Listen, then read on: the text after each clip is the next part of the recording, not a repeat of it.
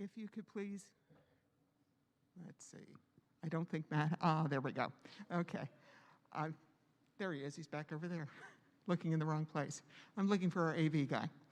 If you could please stand, if you are able, and join us in our first hymn, Jesu, Jesu.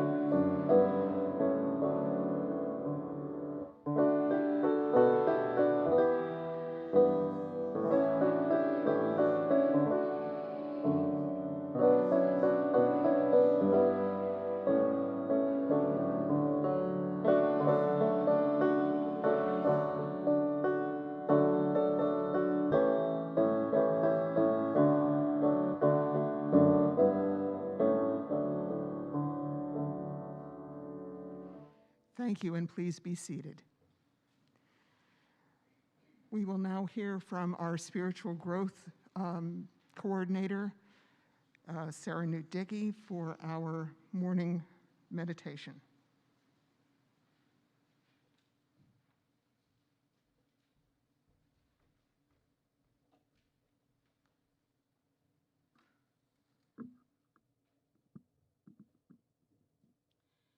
Most of the time, I don't think about God complaining, but when I was reading Isaiah 58 just recently, that's what it sounded like to me. And I'm paraphrasing just a bit as God says to Isaiah, "My people seek me day after day. They say they want to know my ways, to be close to me. They seem to think that they are a nation that practices righteousness, yet they do what they want. They oppress, they quarrel, they brawl, and they even hit each other violently. So they don't get it when I reject them, when they come together on the fast days to worship me." But then God said to Isaiah, "Isn't this the fast that I wish? Releasing those that are bound unjustly, untying the ropes of a yoke, setting free the mistreated, and breaking every yoke, and sharing your bread with the hungry, sheltering the oppressed and the homeless, clothing the naked when you see them, and don't turn your back on your own, because then your light will break out like dawn, and you will be healed quickly. Your own righteousness will walk before you, and the Lord's glory will be your rear guard. And then you will call, and the Lord will answer. You will cry for help, and God will say, 'I'm here.'" How many times do we sit in worship, but we don't really focus on the Anointed One? Does what we say to God and to each other during worship change our behavior for the week? As we enjoy this day of fellowship and education and worship, let's be aware of the coming days and fortify ourselves with what is offered today to make a change in ourselves and a change in the world. Carolyn Winfrey Gillette writes new words to old hymns. "O God, Come Sunday Morning" is based on Isaiah 58. I'd like to share that with you now.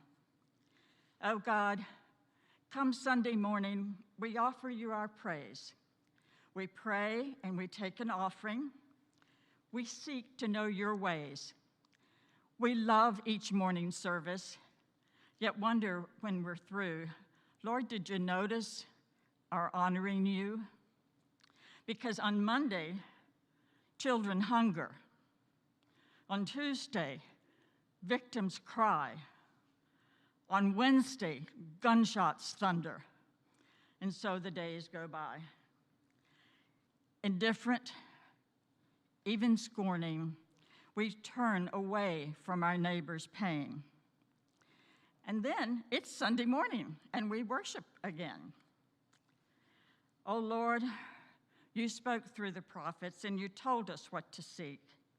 For this is faithful worship, to help the poor and the weak, to work to bring your justice, to give the hungry bread.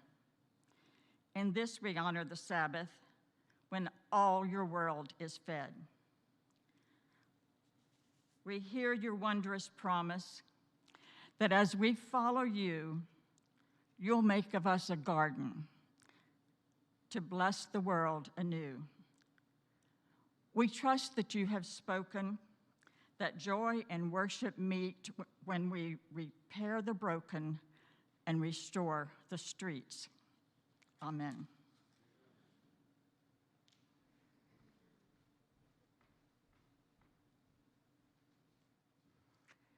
Thank you, Sarah. I'd like to give you just a few words this morning before we go into the actual program. I want to, of course, welcome all of you that are with us today, either here in the sanctuary in person or joining us online. We do have several people joining us that way. We do have a change for the program today as it's printed. Due to a complication from some dental surgery, Reverend Deborah Mason will not be with us today, but we pray for her speedy recovery and relief from pain. So instead of having two in-person presenters today, Reverend Connie Hookey will present more information than she had originally planned, and we thank her for being that flexible and willing to help us out, because we found this out early this week. Not a lot of time. And we will not have the breakout sessions that we had planned on in the way we planned on them, but instead we will take a short break between Connie's presentation and what she would have presented in her breakout session. She will be doing what she would have done in her breakout session, but she will be your only option today. The PowerPoint that Reverend Mason had planned to use during her presentation is included in your packet. You may have noticed that things are semi-color coordinated in that packet. The bios for both Deborah and Connie are on the, I'll call it orange sheet, along with a couple of links for you to get some online information if you want to do that. And then the white sheets immediately behind that are the PowerPoint that Deborah would have used. We will also be, pardon me. We'll also be doing the memorial service a little bit differently this year than we've done in the immediate past.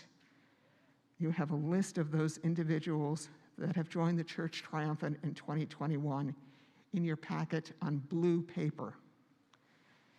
They will be remembered this afternoon during our communion service as a group rather than reading each individual name the way we have in the past.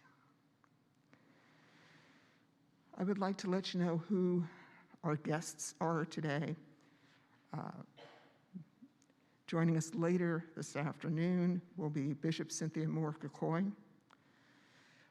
Mary Brooks is our pianist, and oh, that's right, you're up here now, not back here. And of course, you can already tell she does a fantastic job with that, but she's also the Northeast Jurisdiction Treasurer, so she wears multiple hats in addition to running her own business. Jackie Campbell, Director of Communications for the Western Pennsylvania Conference, is with us today up here in the front.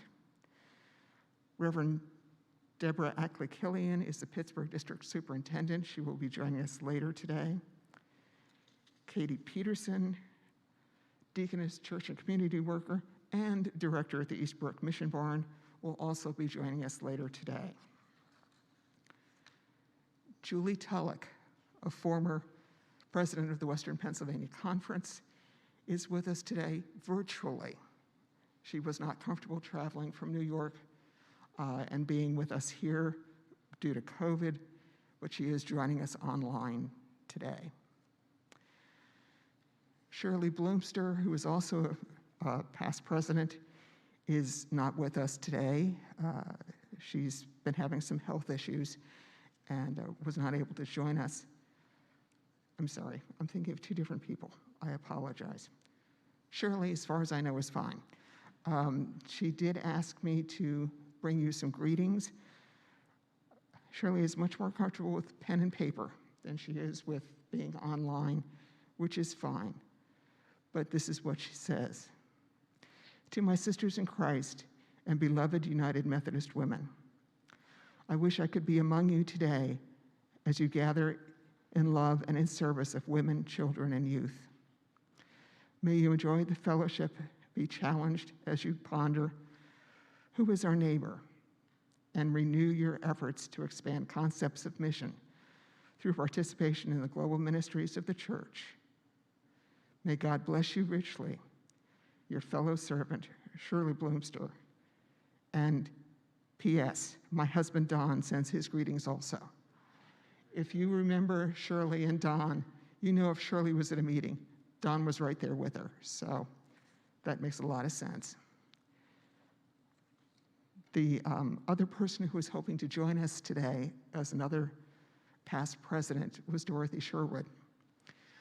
She's the one that's had some health issues recently and was not feeling well, so decided she was not going to join us today, but she does send her greetings as well.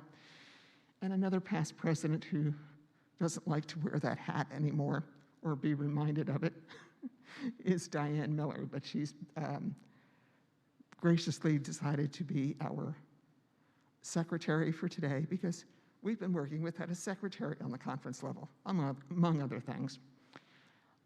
But we do have somebody that is going to be joining us as secretary, and I have not met this person, so if you're here, I apologize because I don't know you're here. But Michelle Means, is Michelle here? Hi, Michelle.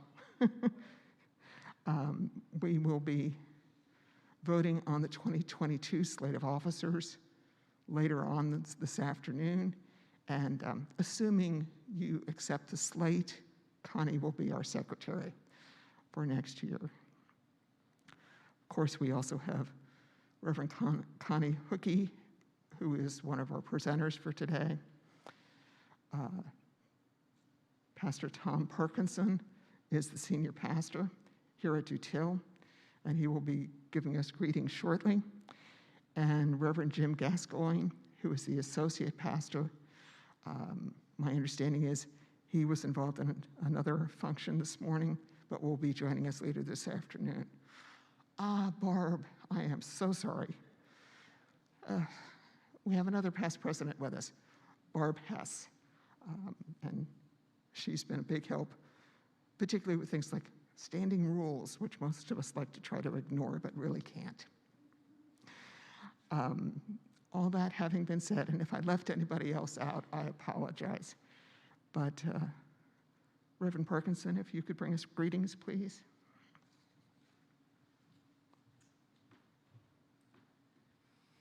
I bring you words of grace and peace and joy in the name of our Lord and Savior Jesus Christ, and I welcome you to Dutill United Methodist Church. So my name is Tom Parkinson. I'm the senior pastor here. We are so grateful for the opportunity to host and to welcome the United Methodist Women of Western PA. And Linda, you reached out to us, it's probably been 5 or 6 months ago, and you have worked hard to plan this day, and we're grateful that it is here. I do want to welcome those of you who are with us online as well. One of our aspirations and desires is that through the power of the Holy Spirit, you would feel part of us here. And so we're grateful that even from the comfort of your living room, that you can be a part of this event. I do want you to feel that this is your church home for the day, and so I want you to make yourself at home. When you come out of the sanctuary into the greeting area where you checked in, there's a long hallway there, a long corridor. If you take the first left, you'll find your way into the fellowship hall, and that's where we're having lunch. In that first left, there's a family restroom. And then if you go down the corridor and to the left, there are some handicap-accessible restrooms there as well. If for some reason you don't want to walk down the corridor, if you come out and go to the left through the double doors and down the ramp, there's another set of restrooms over kind of on this side. Those ones aren't quite as accessible, though, so I encourage you to use the hallway, and you can use those accessible restrooms. And like I said, we'll be having lunch in the fellowship hall, and I just hope that you'll make yourself at home. And if you have any questions along the way and there's anything we can do to help you, we're certainly grateful for the chance to host.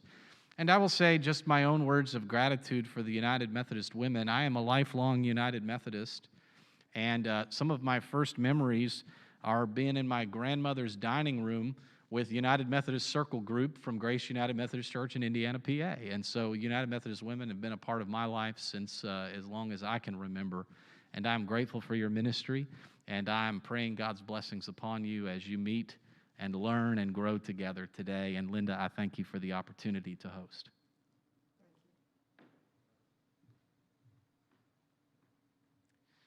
I definitely want to add my thanks and thank Dutil and thank Reverend Parkinson as well for being open and willing and very helpful in getting today organized and getting all the details taken care of. I do want to say one thing about myself before we go any further. I have been having trouble with my voice. I have a, in quotes, node on one of my vocal cords, and yeah, I'm supposed to be on vocal rest. I have yet to figure out how to do my job and not talk. So I am trying to do this with as little talking as possible. Nothing against any of you, I'm just not supposed to talk. But if my voice gets a little husky or there's a tremor in it or anything like that, it's because of the node, not because I'm scared of you. Thank you for putting up with that little personal comment. I'd like to move into an introduction of our first video for the day. This is from Emily Jones, who is the Executive for Racial Justice at United Methodist Women in New York. I've had the pleasure of listening to her on several occasions on racial justice and the school-to-prison pipeline. She was not able to be with us in person because she's actually presenting at another annual conference that got to her first. But she has provided us with a video containing the PowerPoint and commentary she would have presented if she had been with us in person. I would like to turn it over to our AV person, Matt, and let him run that for us.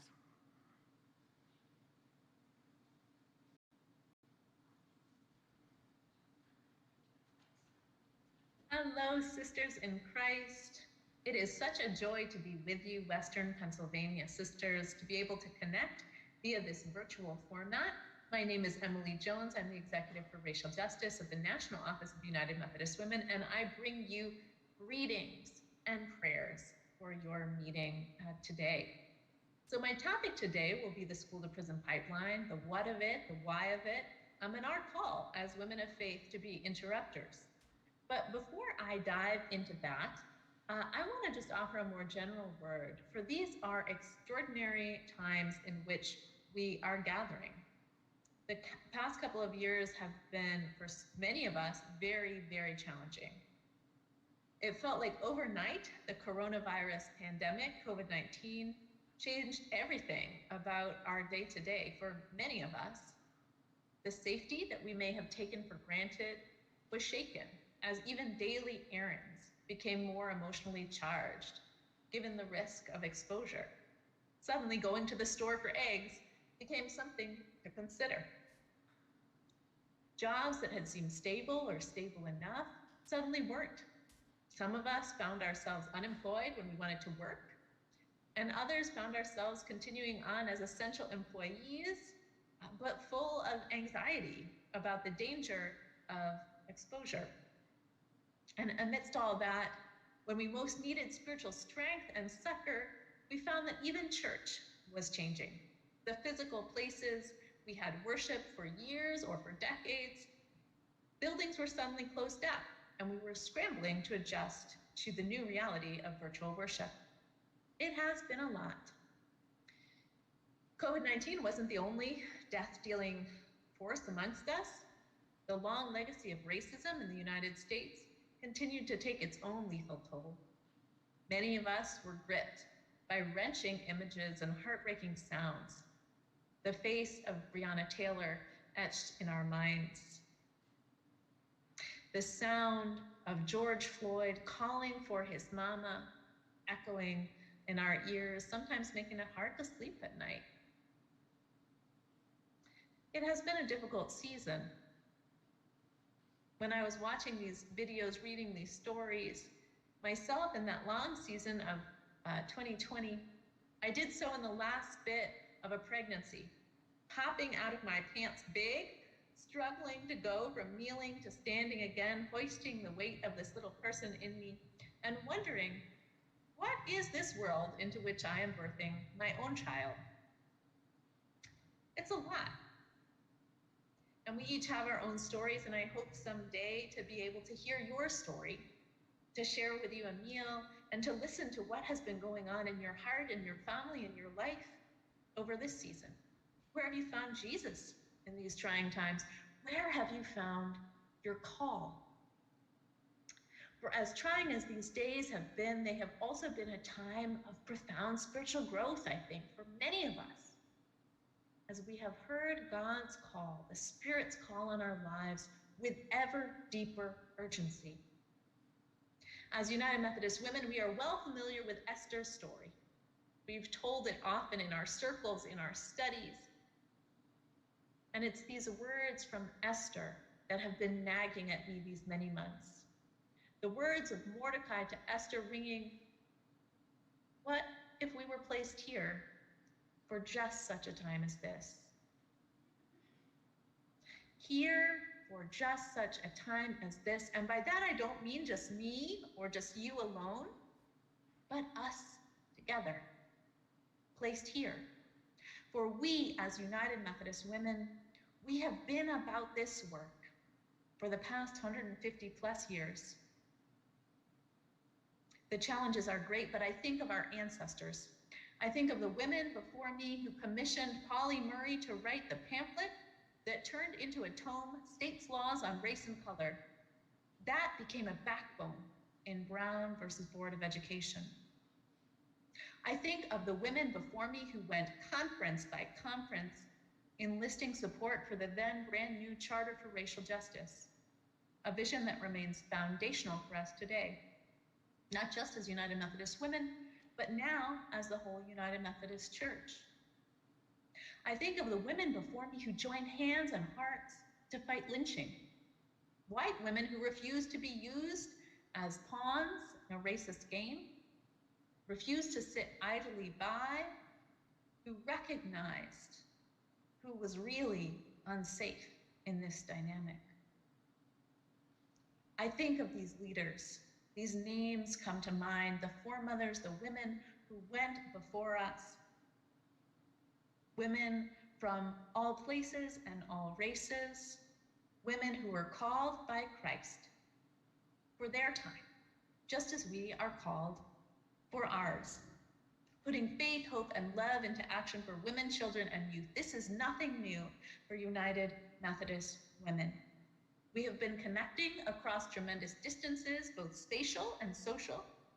We've been crossing lines of difference to make a difference for a long time. And in each time, we find new ways to do it, best meeting the needs of the moment and working towards that future which God holds and to which the Spirit calls us.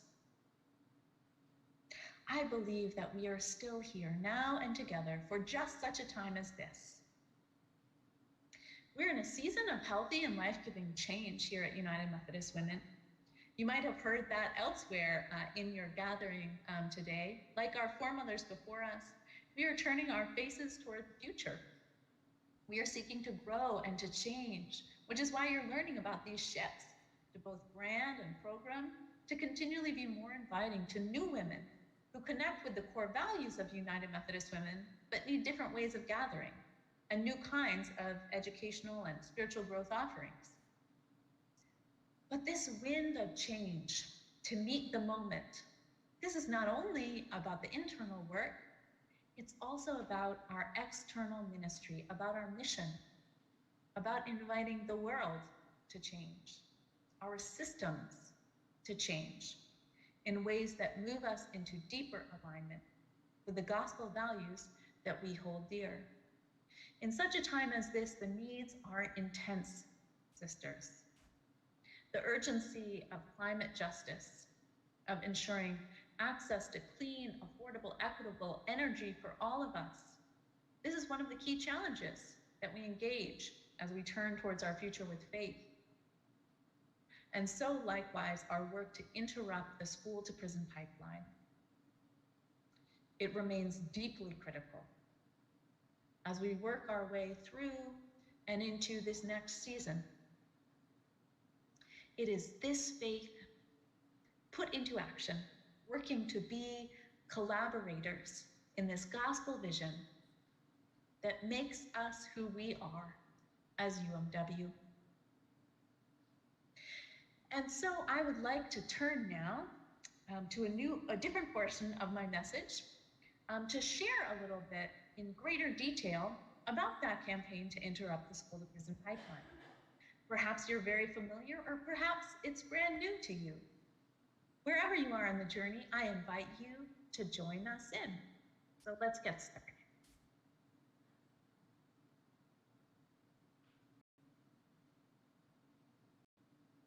So you should see now popping up on this screen a slide that says, Understanding the School to Prison Pipeline, the Wesleyan Way.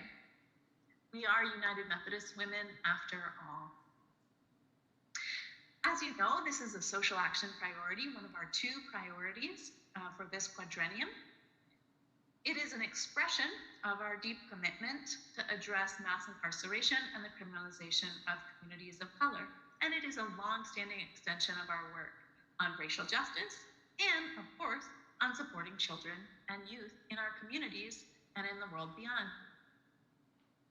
For those who might not know what I mean when I say the school to prison pipeline, that's a term used to describe how children and youth, and especially children and youth of color, are rerouted by systems and institutions, funneled away from educational success and towards the criminal justice system.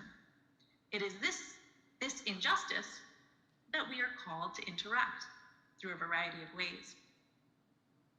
But let me not get ahead of myself. I promised that we would talk about this the Wesleyan way. And so you see on your screen some terms that might be familiar. Tradition, experience, reason, and scripture. These are the 4 parts of the so-called Wesleyan quadrilateral, each one important for making our decisions, scripture having a special place. And so we're going to walk through some ways to understand the school to prison pipeline, making our way around this quadrilateral, talking about girls' and women's stories, the data and the facts, our racial justice and racial injustice history, and of course, biblical reflection. So we start with some stories from our sisters and siblings. Listen now to these words.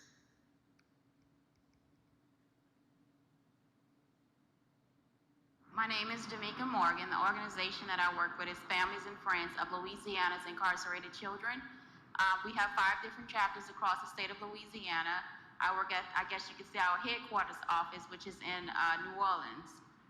So we organize with parents around juvenile justice reform issues, but we're also working on education reform, stopping the school to prison pipeline.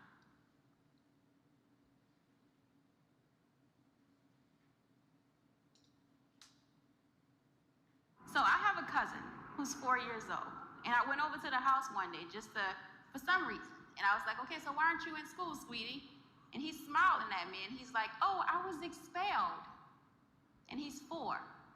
He doesn't really know what it means to be expelled. And the reason was because of his behavior. He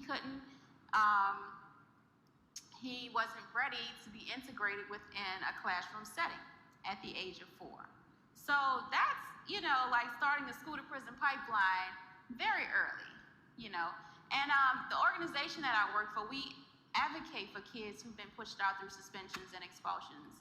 And so my experience has been working with parents. I've had parents who've called me, one parent in particular, crying because she's upset her 10-year-old daughter has been expelled or recommended for expulsion.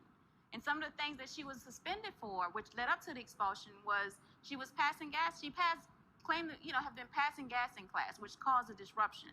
And then the other thing was a student was picking on her, so she was defending herself. And so, which led up to 3 suspensions, which then meant the 4th time is an automatic, expulsion. And so the mom was very upset, emotionally, obviously, because she knew what could possibly happen if her child was expelled. So we go from experience to reason, right? Data and facts. So we heard this one story. how does this compare with the broader story that we see in the numbers? Well, here in the United States, we are unfortunately a leader in mass incarceration.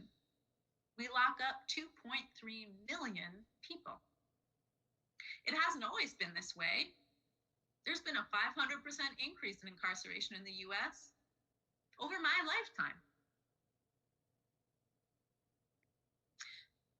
Now, when we look at what that means, it's not just impacting adults, it's also impacting our schools. 1.7 million students across this country now attend schools that have a police officer on site, but no counselor. Incidents that could have been handled within the school are escalated. We have seen that in a particular heartbreaking tragedy just this past month in California. But it also appears throughout this country in smaller ways with young people who engage in behavior that could have been addressed productively by a teacher, a counselor, by a principal, by transformative justice personnel, but instead got escalated, moving that child into the criminal justice system and setting that child down a path that is very unhelpful to their long-term well-being. And as you might expect, there are rampant racial disparities. This does not impact us all equally. People who look like me, people who are white, are not criminalized in the way that our siblings of color are. Black students comprise about 15.1% of school enrollment, but 28.7% of students referred to law enforcement, 31.6% of students arrested at schools. Native Hawaiian and Pacific Islander students, likewise, overrepresented, about 0.4% of enrollment, but 0.9% of school-based arrests. Native American, Alaska Native students, about 1% of enrollment, but 1.7% of referrals, 1.6% of school-based arrests. And this is not only about law enforcement referrals and school-based arrests, it's, as Damika shared in the beginning, something that impacts all across the disciplinary spectrum. Black students comprise 15% of school enrollment, but 31.4% of students receiving in-school suspensions, 38% receiving out-of-school suspensions, 39% expelled with educational services, 33% expelled without. Native American students, likewise, overrepresented at all these levels of discipline. This is because of racism baked into the system.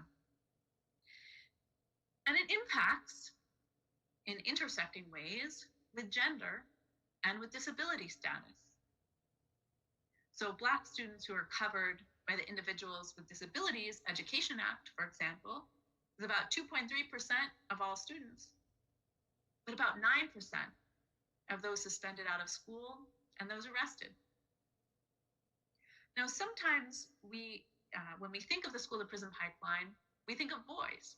And it's true, boys are really impacted, very much so. Black boys comprise 7.7% of students, but almost 25% of those suspended out of school. But as you know, if you did this year's Mission U study, it's not just boys.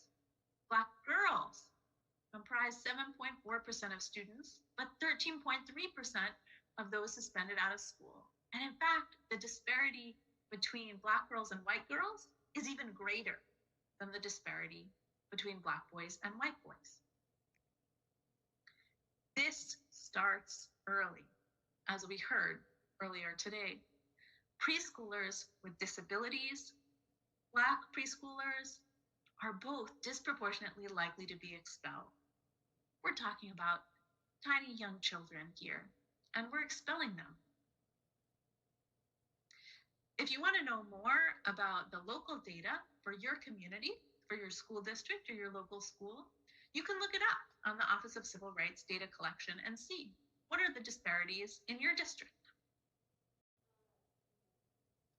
Now you might be wondering, why are we talking about this? Why is this such a big deal?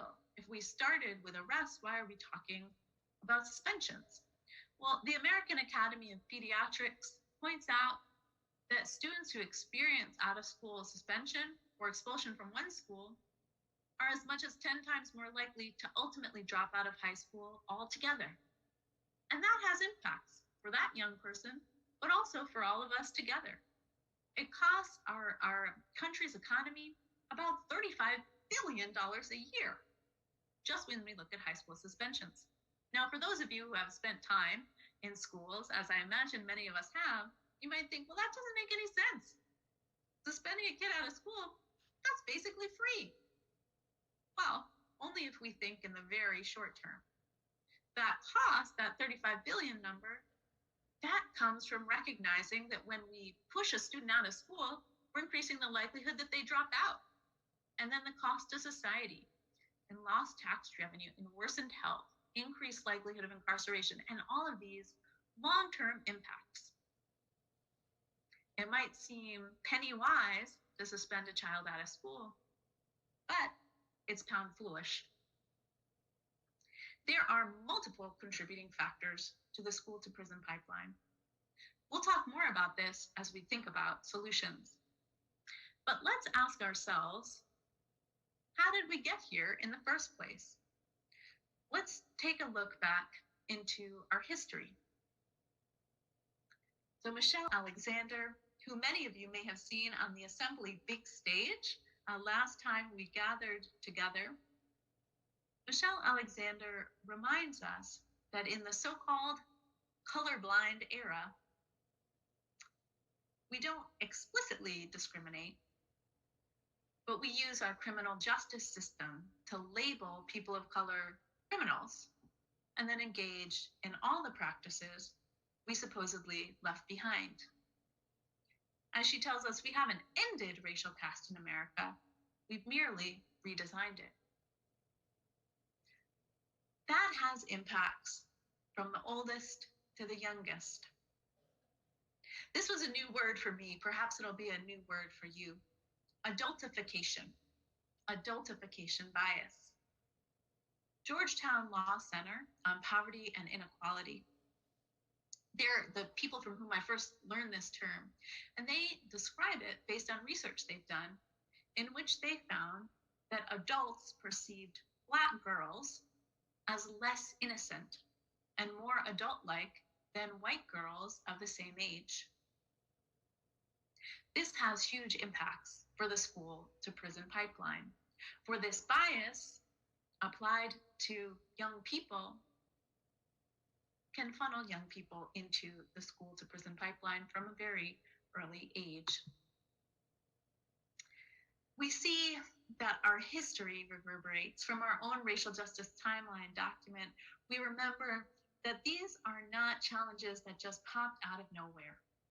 We have a long and troubling history of racism and educational inequity issues.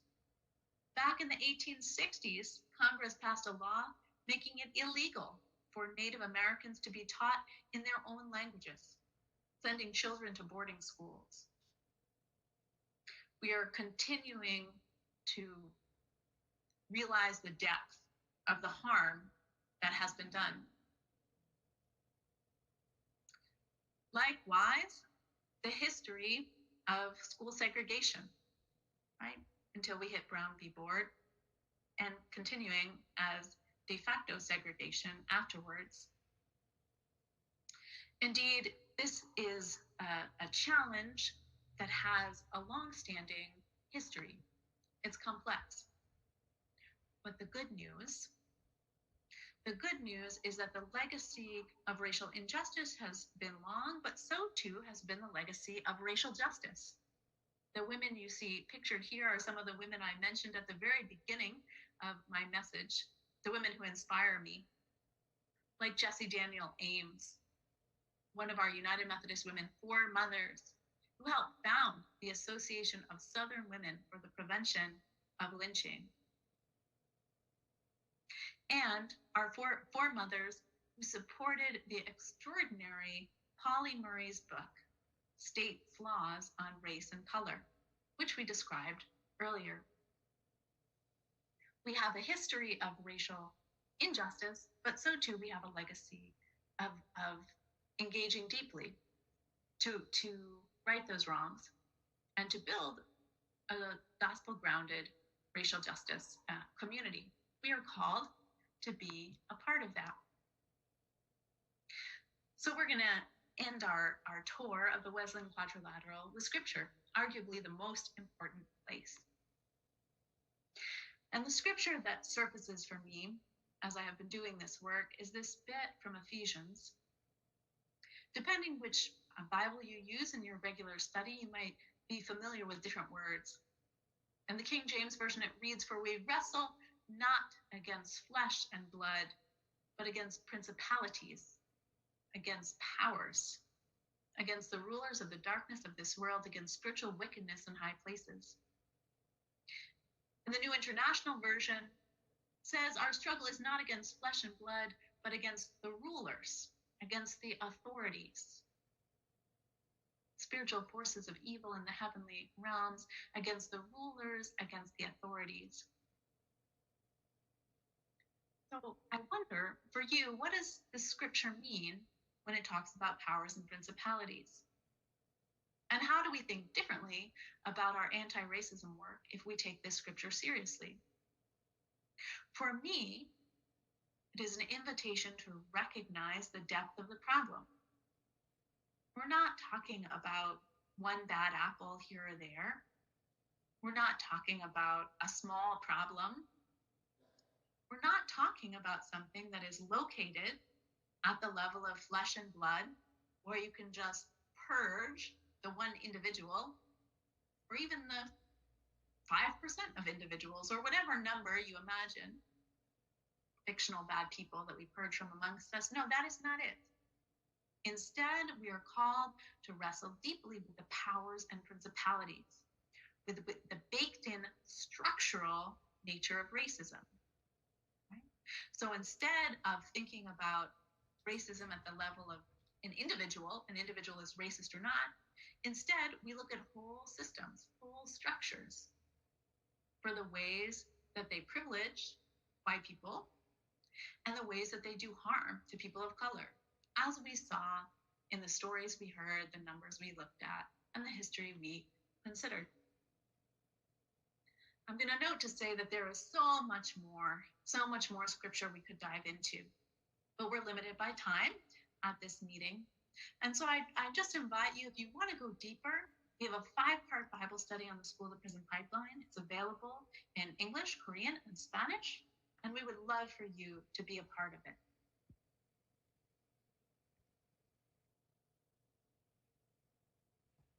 But as promised, I want to go back to these contributing factors, for there are many. Right? It's about zero tolerance policies. It's about implicit and explicit bias, of which adultification bias is just one kind. It's about that excessive, disparate use of suspensions and expulsions. It's about this bigger context of mass incarceration and the criminalization of communities of color. And it's about investing in school-based policing, which we know doesn't work, and not funding, not supporting alternatives. But beneath all that, it's about structural racism. In the language of our holiness tradition, it's about social sin, what Ephesians describes as the powers and principalities. So being the women of action that we are, by this point, you're probably wondering, well, what can we do? So I want to offer a framework to go. First, I think we lament. As Psalms teaches us, there's a tradition of lament. Then I think we imagine what could be possible. And then we discern there are many ways to act. What way are we called to act? And then we take that step. We move into action. And we do that all together with each other and together with communities who are directly impacted, who may be part of our churches and who may be part of our communities outside of our church walls. So let's begin with lament. Reverend Vanessa Wilson, in the Push Out Mission Use Study Guide, she pulled this scripture from Lamentations 5:1. Lord, consider what has become of us. Take notice of our disgrace. Look at it. As I'm thinking of that scripture, I am thinking of these words from Dr. Monique Morris, author of our Mission Youth Study this year. She said, the culture of zero tolerance has seeped into nearly every corner of school discipline, creating rigid, unforgiving policies aimed at a demographic, kids, whose existence is defined by growth, development, and change. Recall that Black girls were not at the center of the debate on public safety when zero tolerance policies were being passed.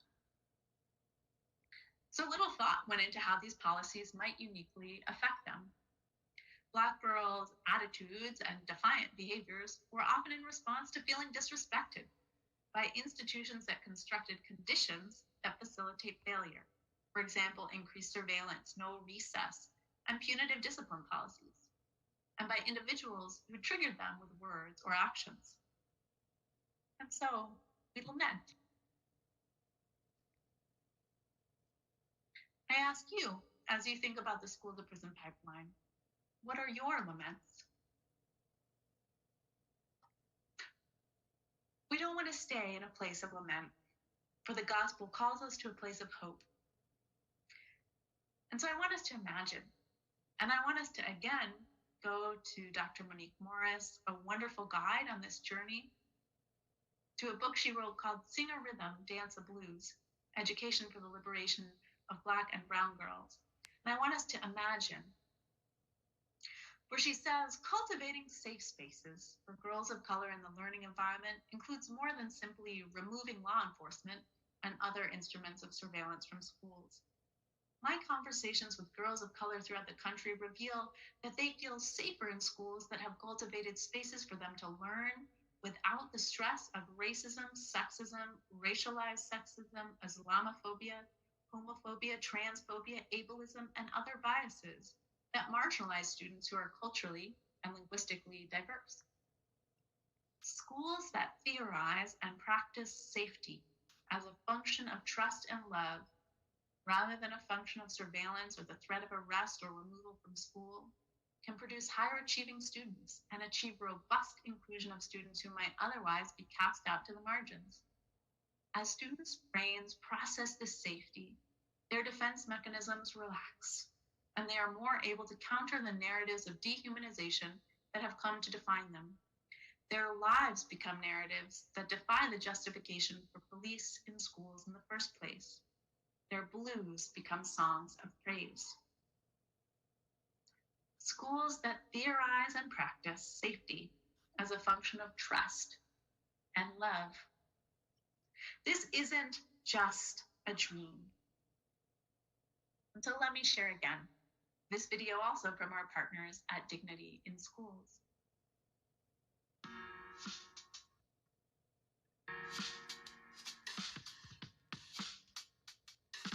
La plataforma de las comunidades no policías habla sobre crear escuelas seguras a través de apoyos socioemocionales, de justicia restaurativa e invertir en el liderazgo de padres y estudiantes.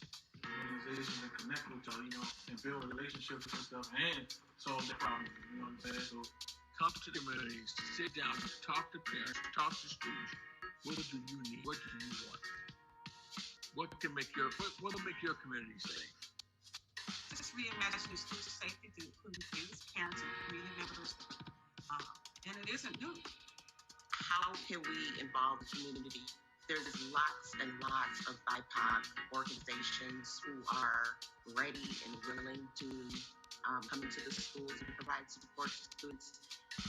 If you resolve conflicts with conversation and not handcuffs, this is a whole lot different than our children. And I think when you have a safe community, you have a safe school. Or vice versa, you have a safe school, you have a safe community. And police are not the answer.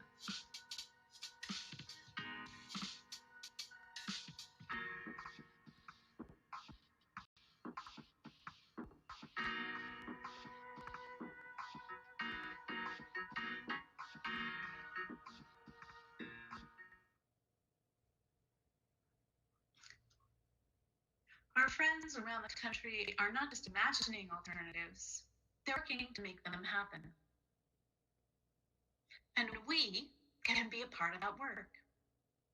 Now, this is where discernment is key. For we are all called by that challenge of Micah to do justice, love kindness, walk humbly with God. But what that looks like for you will be different depending on your experiences, your charisms, your gifts, your social location, where you live, what skills you bring. So maybe you are called to work to change zero tolerance policies. Maybe you're called to teach your church. Maybe you're called to support families going through difficult times. Maybe you're called to address implicit bias. Maybe you're called to invite others into a deep study of Scripture and how Scripture invites us to think differently about children and youth. Maybe you're called to a prison ministry. There are many ways to be called. It is not the same for all of us, but we are all invited to take a faithful next step into the work. This very week, we see an example of 3 ways to advocate. Or at the beginning of this week, Sunday, there was the Children's Defense Fund Children's Sabbath celebrations, observed across UMCs, across the connection, and programs organized in many cases by United Methodist Women. Likewise, this week is the week of action at School Push Out for Dignity in Schools, the partner from whom we heard earlier.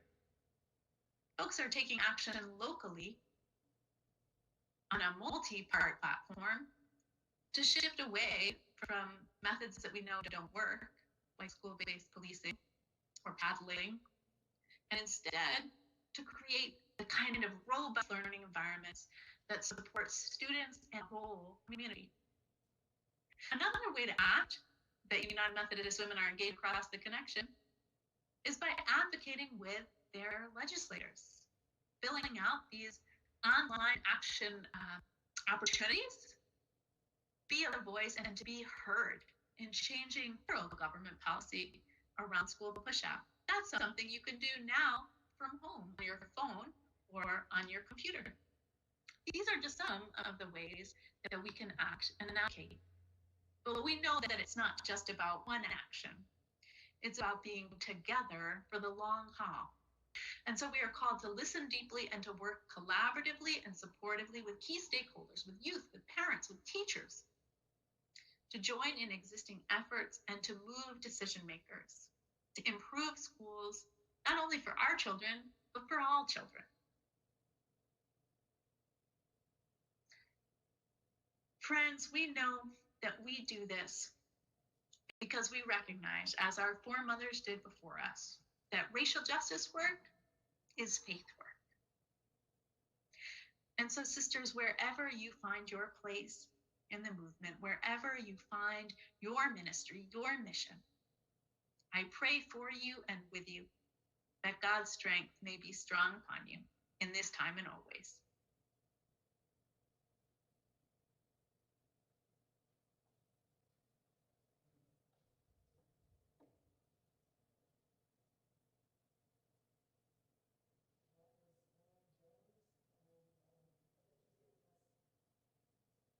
Matt? Oh, okay, thank you. That was Emily Jones, and I think she's giving us a couple things to think about. The resources that she was talking about are available online, most of them. What I will do is, I realize that I neglected to include one of those URLs for the statistics that she was using. And I will, before I put stuff up online on our webpage here through the conference, I will include that URL so that you can have easy access to it. Yes, Jim? Not yet. We will be putting this online sometime in the near future. Anything that we're doing today is being recorded, and we will be uploading that to the UMW page on the conference website as soon as that's feasible for our tech people. We're going to switch over now to Connie and let her talk to you about some of her information on racial justice issues. Connie?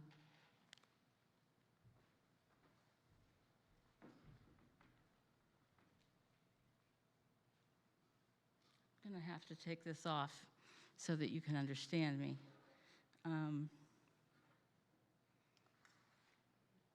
Good morning, and I'm really glad to be here with all of you.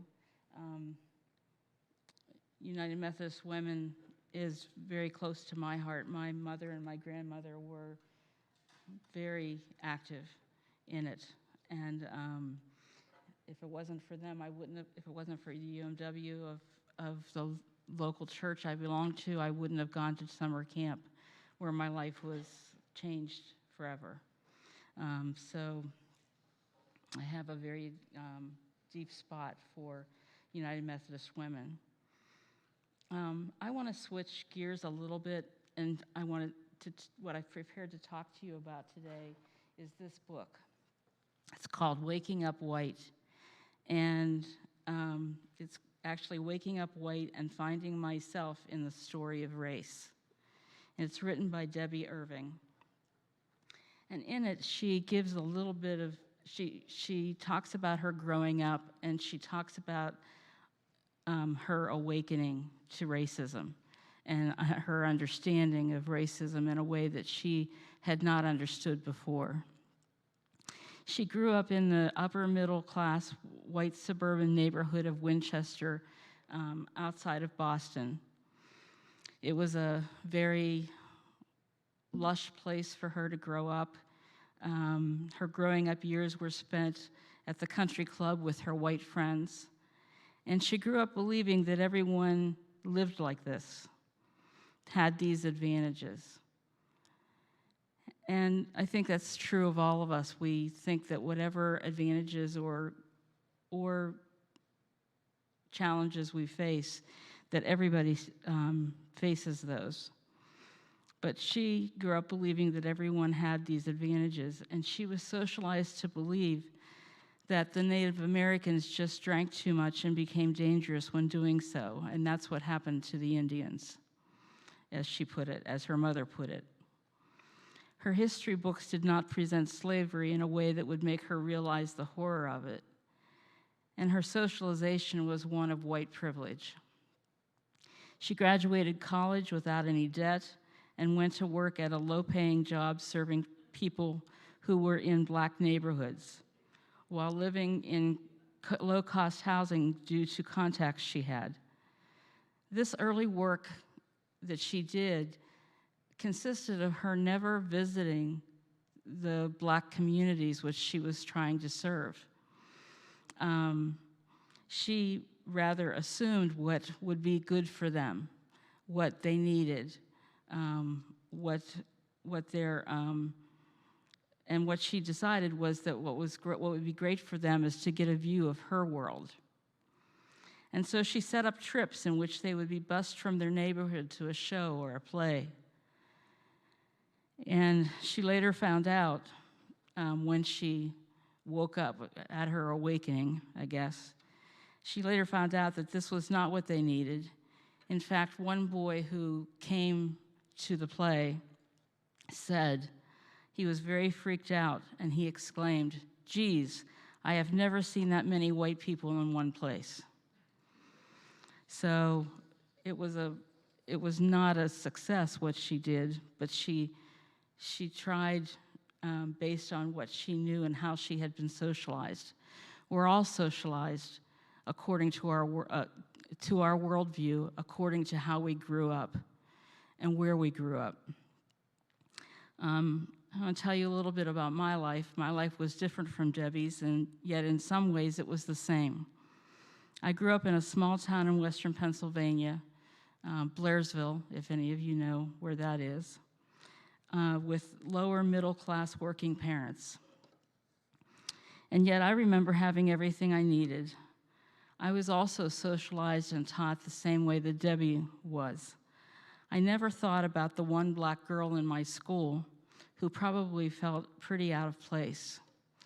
And as a child, I tuned out when my mother and grandmother spoke about the black church, not thinking about how that must have been for the few blacks in our town and how segregated our churches were. I went to school at Temple University, the first one in my family to graduate from college, and there I studied occupational therapy. So I was an occupational therapist for a number of years before I became a pastor. I graduated with a BS in occupational therapy and worked with children primarily who were disabled. When I went to Temple, it was quite a culture shock for me because it's in one of the poorest neighborhoods north of Center City, Philadelphia. My roommate was black, but that bothered me much less than it bothered my mother. I was fine with it. I thought we would get along and everything would be fine. And we did get along for that first week. And then there was a mixer downstairs. And my roommate came to save me. There was a mixer in the lounge downstairs, and we were all going down by way of the elevator. And we lived in an 11-floor building. And I was on the 6th floor. And I got on the elevator, and whenever the elevator doors opened up, I felt like that white boy or that black boy who came to the play, and because it was filled with black people, and I had never seen that many black people together in one place. That was my experience. That was really, it was scary. Scary because I just didn't know what was going to happen. And, we make those kinds of assumptions based on our worldview.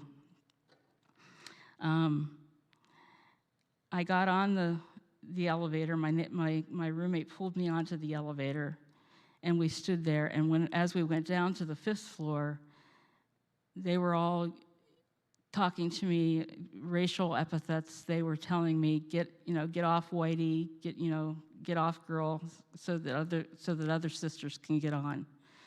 And we went down to the 5th floor, which was the all-black floor. So it was either, I'm standing there thinking, it's either stay on this elevator or get off on the all-black floor. I don't know what to do. And my roommate held my hand and held me there. We went down to the 4th floor, and she pulled me off. And she said, we'll just wait for the next elevator. I was very shaken up by that experience. And I think a lot of it had to do with the way I was raised. Not that my parents were racist, but there was a lot of segregation in the town that I grew up in. And segregation is what I knew. And like I said, I'd never seen that many black people all in one place. My roommate helped me get another elevator that was empty, and we went downstairs. She didn't go with me to the lounge because they had a separate black lounge, and so she went there. But I was kind of left on my own to try and find friends. About 6 weeks after we moved in together, my roommate was forced by her black friends to leave and not room with me anymore. They didn't like the fact that we got along. They didn't like the fact that we had a good relationship, and they forced her to move out of the room and from living with me. So that's a little bit about my experience early on, and it was similar to Debbie Irving's. Words are very powerful and shape the world we live in. In Genesis 1:3, it says, "Then God said, 'Let there be light,' and there was light." In Genesis 1:26 and 27, it says, "Then God said, 'Let us make humankind in our image, according to our likeness. So God created humankind in his image. In the image of God, he created them. Male and female, he created them. Women and men both were created in the image of God and were equal in the sight of God, and are equal in the sight of God. We know that's not always the way it's been or even still is. Male is still dominant in America. Males usually make more money for the same job than women do. The other thing about my growing up years was that I grew up seeing pictures of Jesus with blonde hair and blue eyes everywhere I looked, even though he was Middle Eastern. God created all cultures and sees us all as beloved children of God, and this applies to everyone, all cultures across the globe. For both Debbie and I, there was a time of awakening. Hers came in her 40s as she attended a class on race and culture that she only took because she couldn't get into the class she really wanted. And she learned about culture, about Black culture, about slavery, about the Native Americans and how the Europeans who came to America overran and slaughtered most of the Native Americans and stole Africans from their homeland and forced them into slavery, being bought and sold like cattle. It's not that she didn't know that before, but she was really encouraged to face that in this class. She also came to understand that this white dominant culture still controlled America today. And if you were white, imagine how different your life would have been if even one of your parents had been Black. You would have been identified as Black, and your life would have been very different, with different opportunities and challenges. And I just ask you to think about that, because it does change your worldview. Debbie and I both grew up thinking that we would follow the American dream, and we actually both did. But then she woke up to reality in her class as she found out about disparities between whites and those who are persons of color. And the disparity that woke her up the most in this class that she was attending was when she heard about the GI Bill and the fact that she knew about the GI Bill, but when she found out that it wasn't as available to Black veterans as it had been to white veterans. Her father was one who had his education, his mortgage, and a down payment paid for. But that was not really there for Black veterans who fought right alongside him. Black veterans did not have the same access to these funds. And even when a few of them did, they were unable to buy a house in just any neighborhood. They had to buy a house in the neighborhood that they wanted. They couldn't buy the houses that they wanted due to redlining. Redlining was the fact that there were pockets of neighborhoods where white people were sold houses and pockets of houses where Black people were sold houses. And the ones where Black people were buying houses were going to depreciate instead of appreciate as they owned it. I woke up a little later in life than Debbie did, probably about 6 or 7 years ago. But this disparity that I found out about the GI Bill really bothered me a lot. My dad didn't take the opportunity afforded by the GI Bill, but it was his choice. The Black veterans did not have a choice. It just wasn't available. And if you think about that, it's a very unfair way to live. A friend of mine who happens to be white has a Black grandson who was adopted into this white family. One day, she was with her mother, who asked her, "Do you think Ben will grow up to be a basketball player or play music?" That's what's called a microaggression. Something that's said, Sarah was really bothered by this question and talked to her mother about what she was really saying.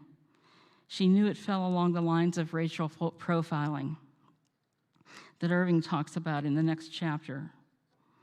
Irving had been brought up in a family and culture where blacks were praised for their athletic abilities or a musical beat. This came to her mostly from listening to her father, who seemed to feel that he was praising those who were black for having those gifts, when in fact he was shoving them into a category. She says on page 39, no science supports the idea that genetic makeup follows the neat racial lines white people have created. No science links race to intrinsic traits such as intelligence or music or physical abilities. I want to tell you a story about a different kind of racial profiling that I was a part of. My husband immigrated here at the age of 10 as a son of Dutch parents. He had lived in Holland, Iraq, and Suriname, which used to be Dutch Guiana in South America. He lived in Suriname for 5 years.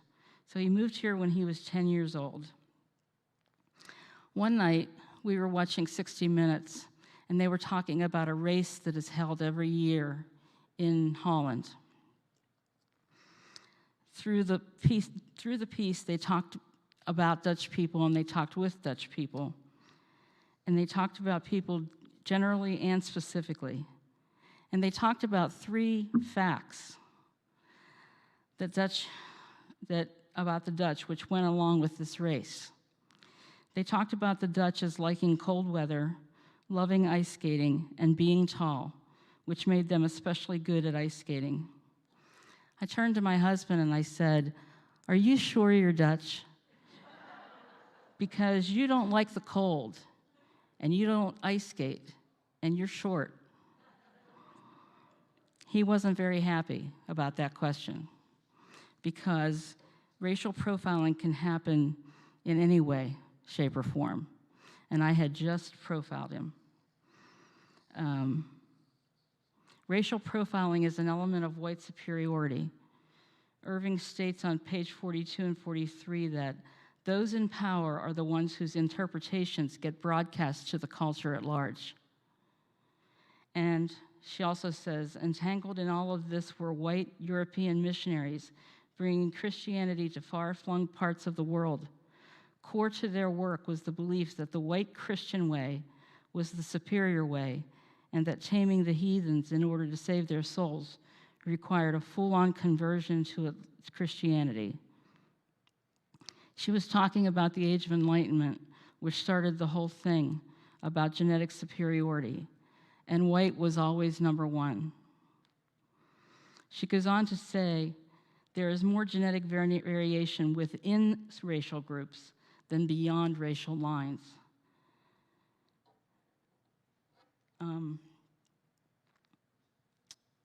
One of the things that I learned at a class that I took was the person who was teaching it talked to us about how true this is that white Christians go into the other parts of the world and say the white Christian way is the way to do things, instead of listening to the people and how they worship and finding God in the way they worship, finding Jesus in the way they worship.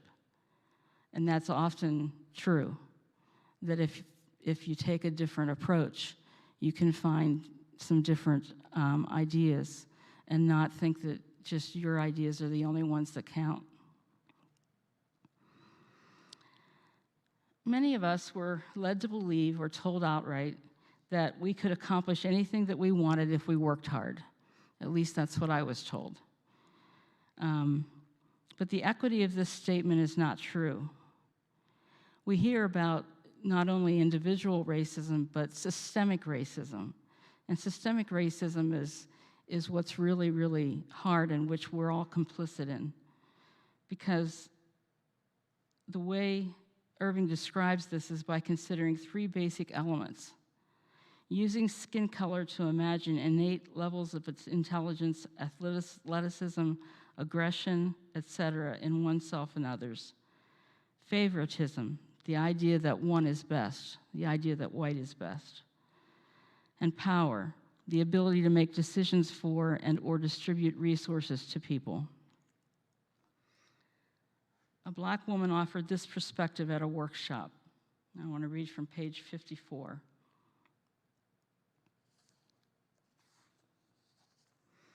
She said, "All racial groups have problems with people in other racial groups," she said. "White folks have not cornered the market on that.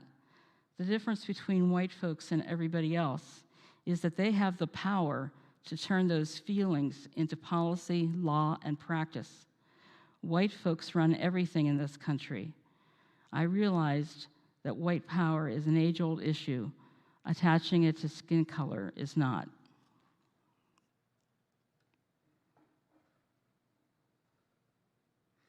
A system is a procedure or a way of doing something.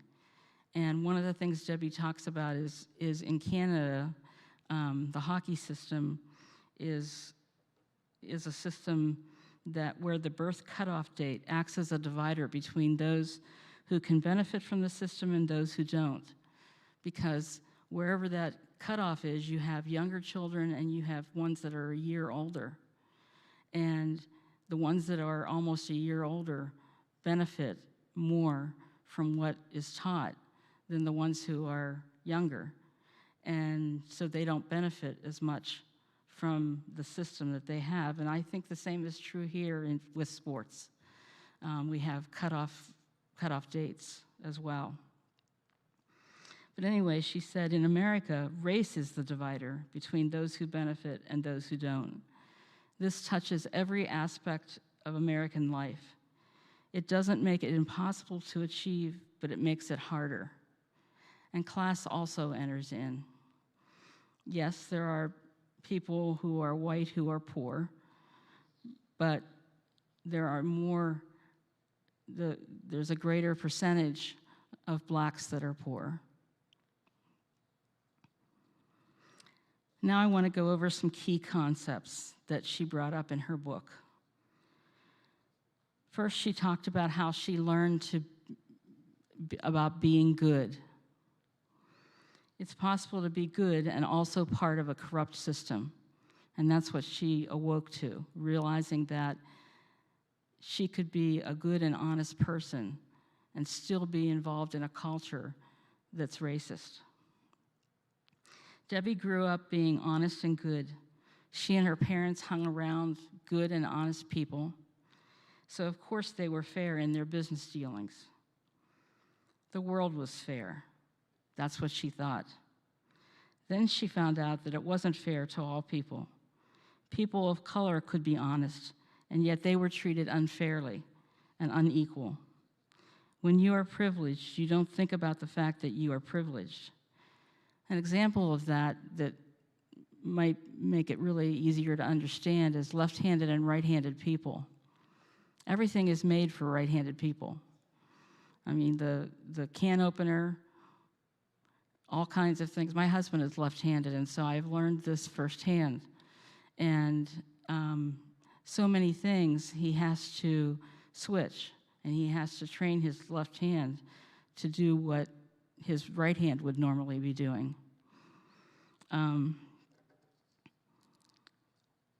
So, you know, even as right-handers, we don't realize sometimes that we're privileged because everything's made for us. I want to tell you about when I was talking about the white Christian missionaries who go into other places. There's an African pastor who came from Africa to this conference, and he was appointed to a church in this conference. And at a meeting, he spoke up and he said, "Here's what I don't understand. When I lived in Africa, white people were really nice to me, But now they seem to not like me. They're mean to me. They seem to not care as much about me. They don't seem as open to me. This happens in the church. And charity is not equal to inclusion. Colorblind is another, it's actually a microaggression, like I talked about before, something that is said thinking that they're saying a good thing, but you find out that it was really the wrong thing. If there are many people who say, well, we'll tell a person of color, well, I'm colorblind. I don't see you as black. Well, if you don't see them as black, you don't see them, because that's part of who they are. Being white is part of who we are. And it's very important to make sure that you don't say things like that.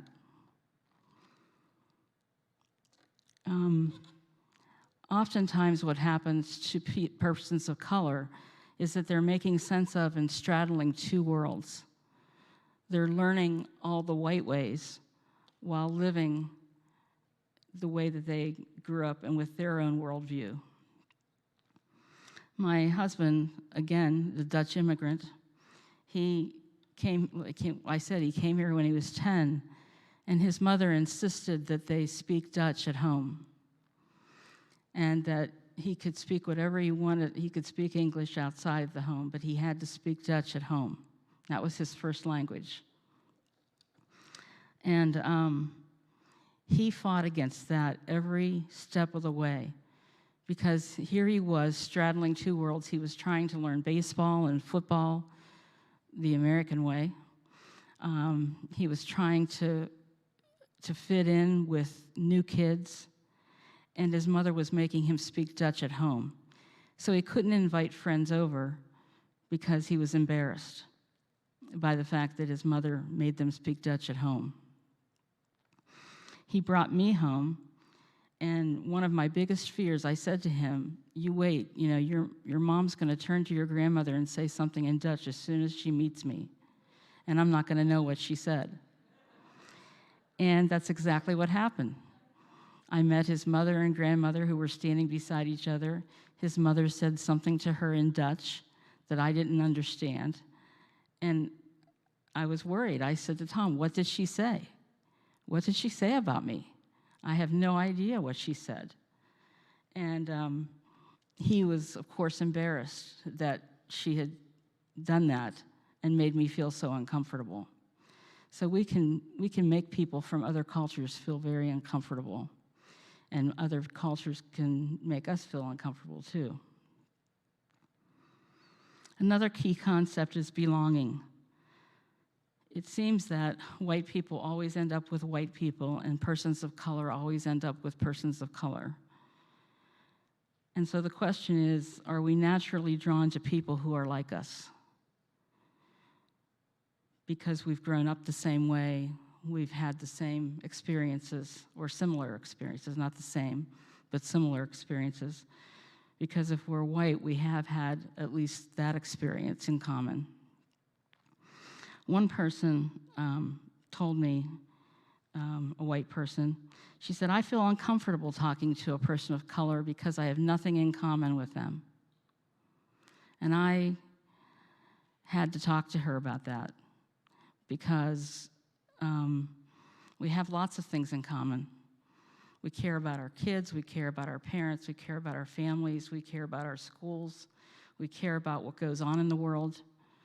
And so there's a lot that we have in common. But sometimes we feel uncomfortable because we worry about saying something wrong. Everyone is different, but everyone belongs. And think of those with a disability who Emily mentioned. I mean, she talked about kids with disability being suspended and expelled as well.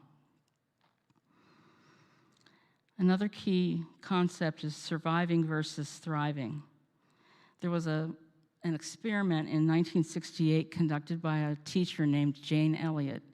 And I don't know if any of you have heard about this or not, but it was kids in 3rd grade, and she took them one day and she said, okay, all of you are blue-eyed and all of you are brown-eyed. The blue-eyed kids get recess. The blue-eyed kids are more intelligent. The blue-eyed kids can do more than the brown-eyed kids. And what she saw was the brown-eyed kids become lazy, become not wanting to learn, not feeling comfortable, starting to not be able to do things that yesterday they were able to do, to fall down on themselves, basically. While the blue-eyed kids felt so good about themselves that they achieved so much more that day than they had achieved the day before. And when she did this experiment, the parents got very upset with her that she would do such a thing. And she explained to the kids what she was trying to do, but it changed the children. When they interviewed the children, it changed them because they realized that people of different cultures are just as able as they are. But she lost her friends, lost her job. Her family members and herself were shunned. And her world really just fell apart because she had done that experiment. And yet it was a good experiment, and it showed what she was trying to show. Debbie talks about leaving her comfort zone, that she was motivated to navigate multicultural waters. And she said it was like going from a swimming pool to choppy ocean waters, because it's really hard to learn about racism and to learn about the white complicity in racism. But she wanted to get further along. Another thing is intent versus impact, and this is a real important one. They're all important, but this one really hit me too. When you say something wrong to somebody else, when you say something to somebody and it hurts them, the first thing, the most natural thing to do for most people, or for some people, and you can think about what you do, is to defend yourself and say, well, I didn't really mean it that way. I didn't mean to hurt you. I didn't mean to say that if it was wrong. And yet, we have to be thinking about intent and impact. She was at a conference that was put on by mostly persons of color, and where mostly persons of color were attending, and she was white and stuck out like a sore thumb. And the first presentation in the workshop she was in was they watched a film. And as soon as it was over, she spoke up at once and started talking about how they should have done the film a different way, they should have included this or that. And she immediately was corrected by three black women. But afterward, she was defending herself and saying, I didn't mean it that way. I didn't mean to hurt you. I didn't mean to do that. And a number of people of color came over to her, and rather than defending her intent, they told her she needed to get in touch with the impact that it had. So sometimes we don't intend to hurt another person, but it hurts that other person. And instead of defending yourself and saying, well, I didn't really mean to hurt you, we should be reaching out and helping that other person to feel better about themselves and to understand that you realize your impact, the impact you had on them, and that that was wrong. She also talks about the culture of niceness. And this one I really resonated with a lot. She had grown up being told, if you don't have anything nice to say, don't say it. How many of us have heard that? And she said she developed an acute sense of what not to say and what not to feel in order to remain valued in her home. She learned emotional restraint, that is, raising objections and questions made her less lovable. So she practiced emotional restraint and its partner denial, which sunk its claws into her, leaving scars that would take years to heal. Our relationships, she says, in my family were not the kind in which unfettered conversation leads to a greater common understanding and deep personal connection. The people at the conference who had come to her had made her feel broken yet connected, in pain but acknowledged. And when she was talking to a black friend of hers who was talking about how they talk at home and how they speak their mind and they talk openly, and I'm not saying that that doesn't happen in any white families, but in black families it happens all the time. They talk about race every day. They talk about their experiences, and they develop a relationship that's different than some white people do. She says, I don't believe anyone really benefits from having to hide who they are and what they feel.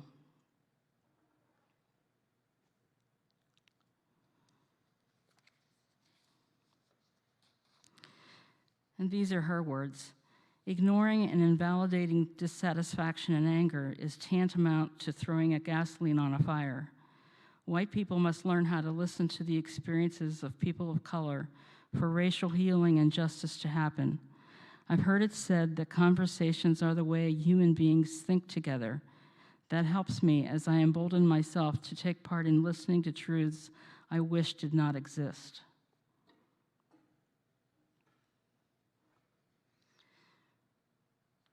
She talks about the inner work that we all need to do on ourselves to change instead of wanting others to change.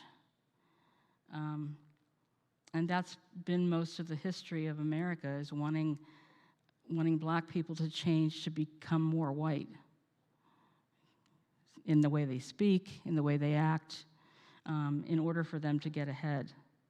So the work we need to do is inner work. It's in the personal realm.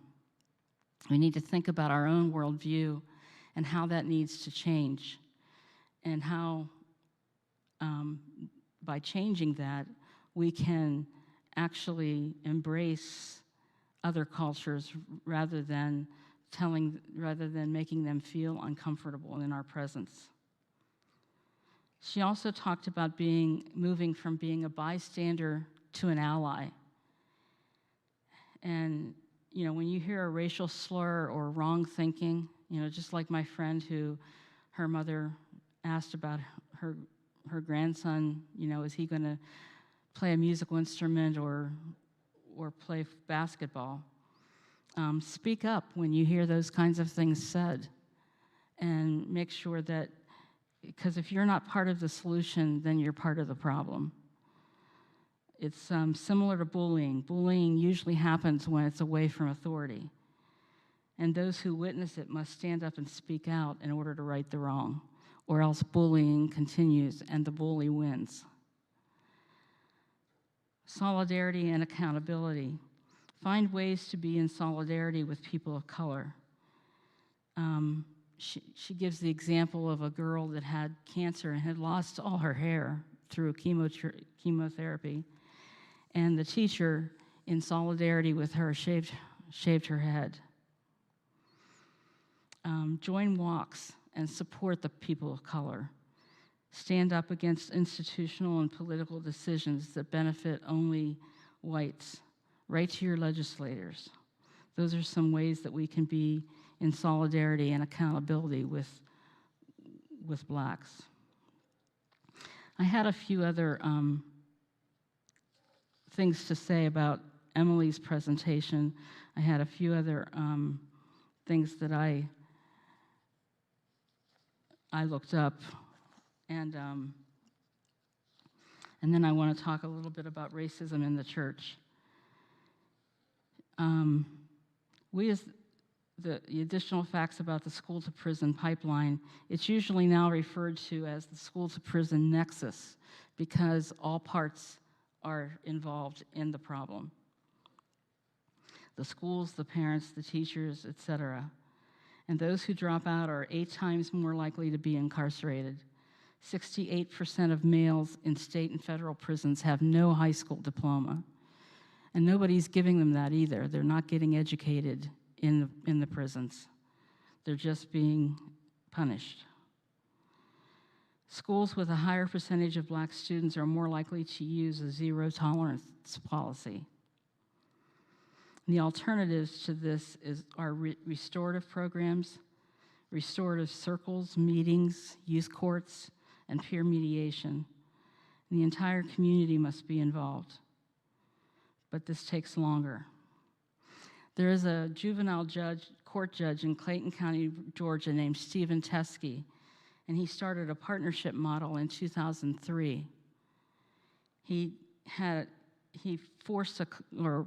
started a collaboration between schools, law enforcement, and the courts. 3 components: identify minor offenses not needing to be sent to court, avoid using police as disciplinarians, and have restorative practices and education programs in lieu of arrests. And the results of his program were that graduation rates increased by 20%, there was an 8% decline in suspensions, and a 67% decline in juvenile court referrals.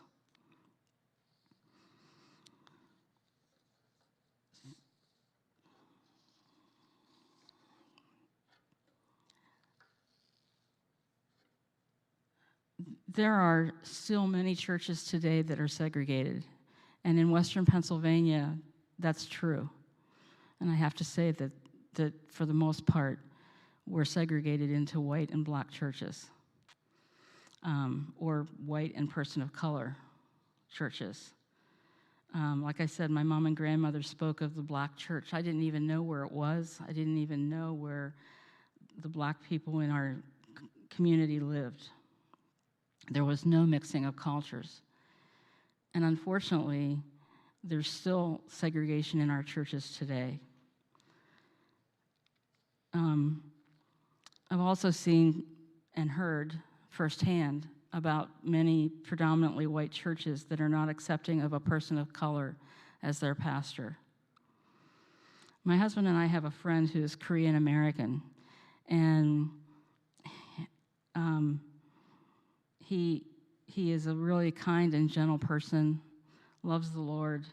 He was appointed to an all-white church, and he faced many aggressive actions toward him. In 2 years, he was gone from there because he couldn't take it anymore. The one we observed was when we visited his church one Sunday morning.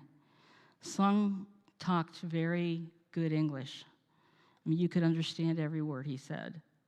And yet, the congregation, the church, had him write out and print out his sermon longhand for church every Sunday morning.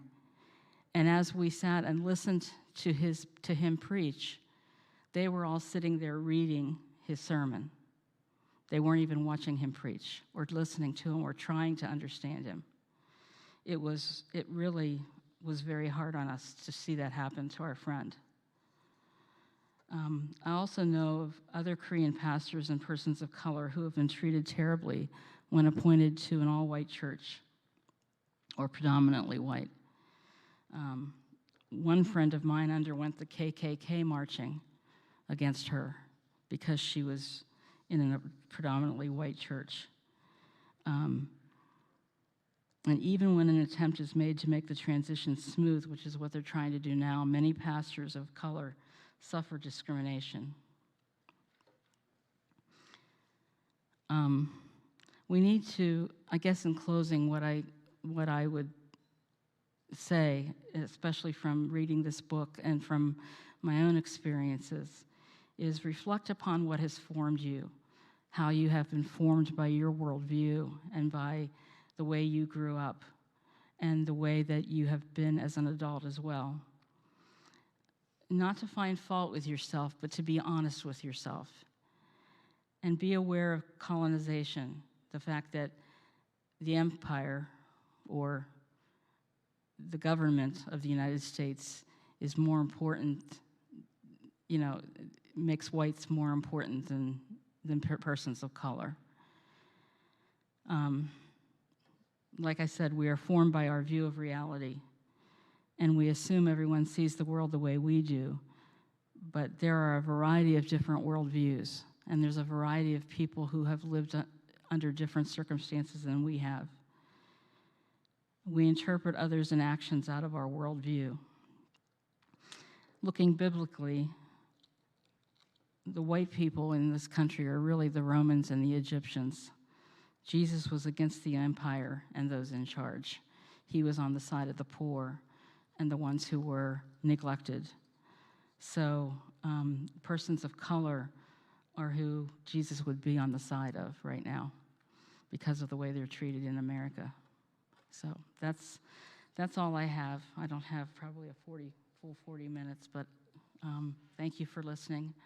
And I'm glad I got a chance to come and talk with you. Thanks.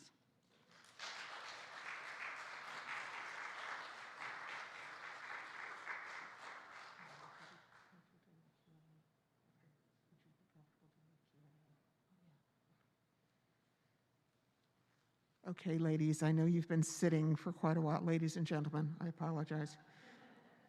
Have been sitting for a little while, more than a little while. Let's take about a 5-minute break.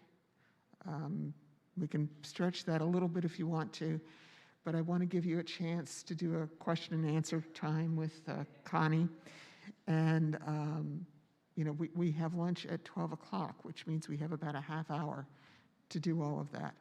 So if you'd like to take a break for about 5-ish minutes and then come back here, we'll do a question and answer with Connie, and depending on what the question is, I might chime in as well, but basically it will be Connie. So let's go ahead and break. Thank you.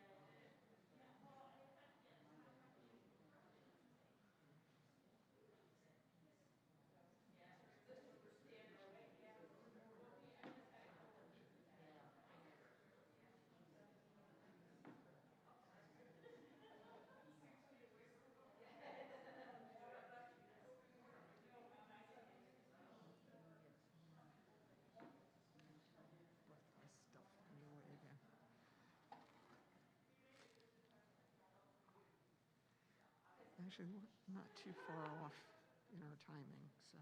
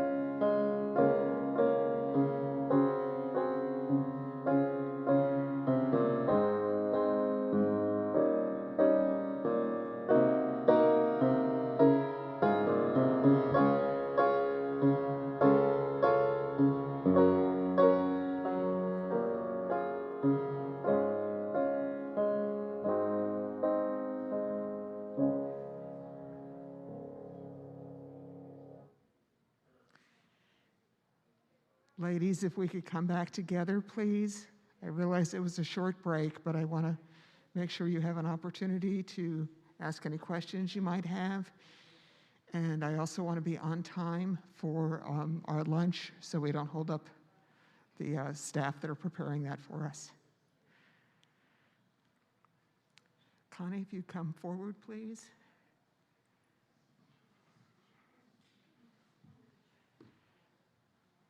Okay, ladies, where are your questions? And before you start, I was asked at the break, and I'll clarify this. My husband made my bio, but my son did not. My son is Eric Hooka, who's a pastor in this conference as well. So if you know Eric, we are related. And he even says that too. He sits with us at the annual conference every year, so that's really great. So the other thing I wanted to tell you was I saw on the news last night that in one school in Shreveport, Louisiana, a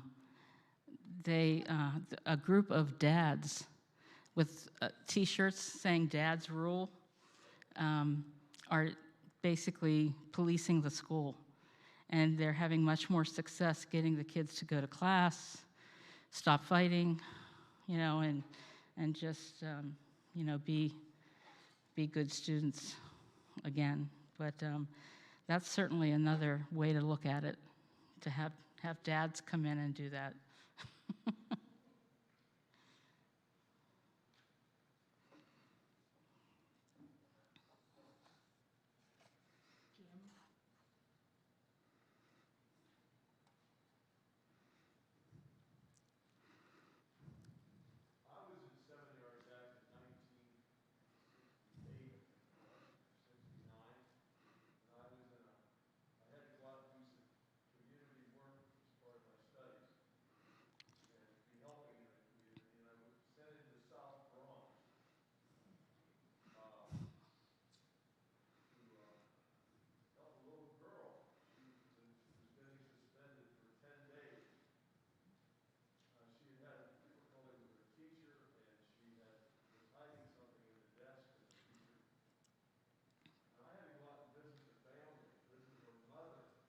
Wow.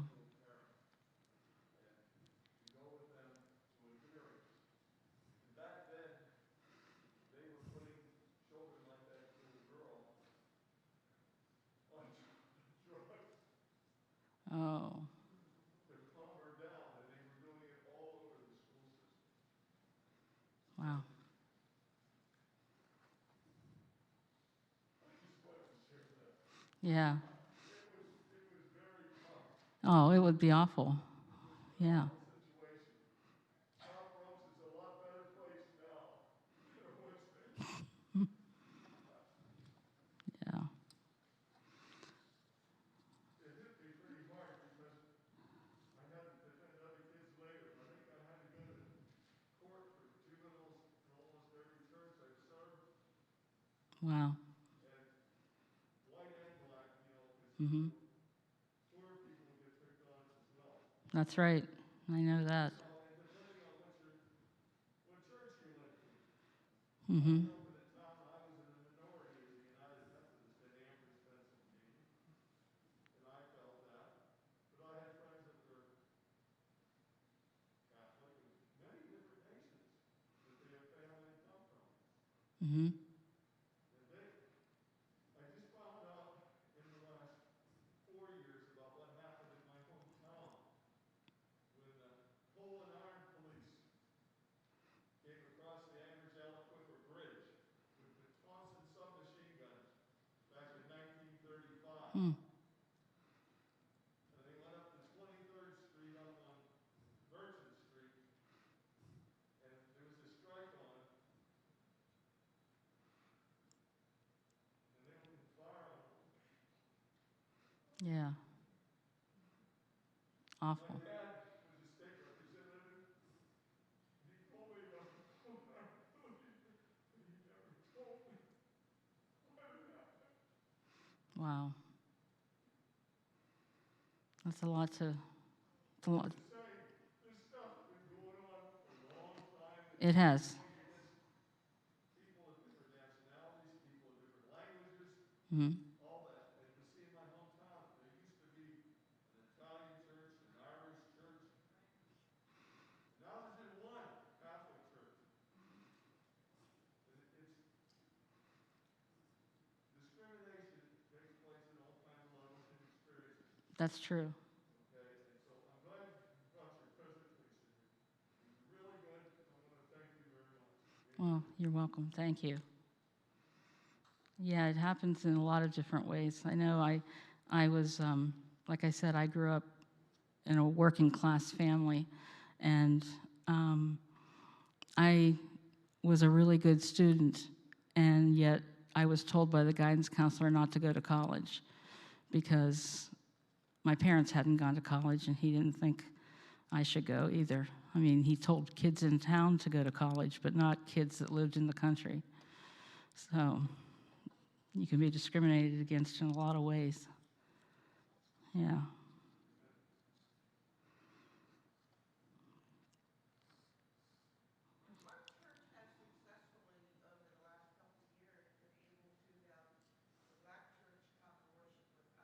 Mm-hmm.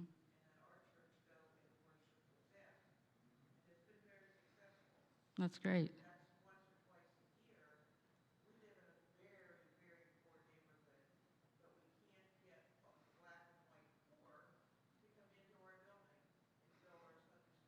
Hmm.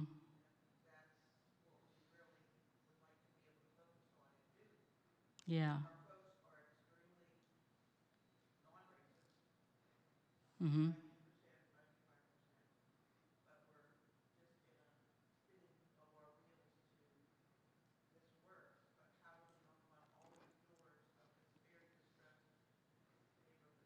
Mm-hmm.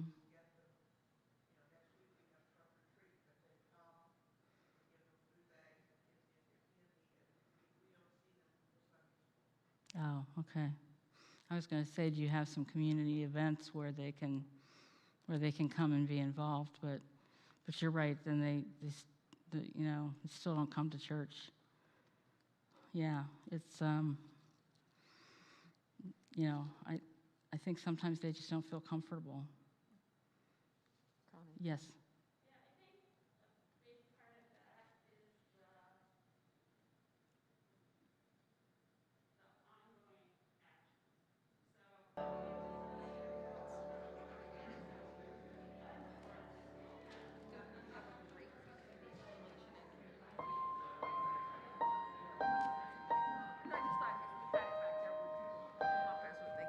Yeah. And then we're not touching them at all. Well, So we have him. It's more. yeah, it's not really. So it's not really a break. No.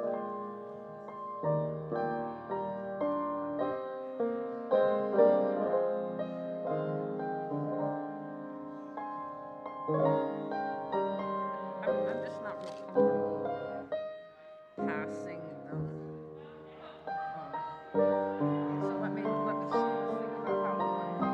Because I know, like even Tom said, did I want invitation? Tom asked if I wanted invitation, and I'm like, no.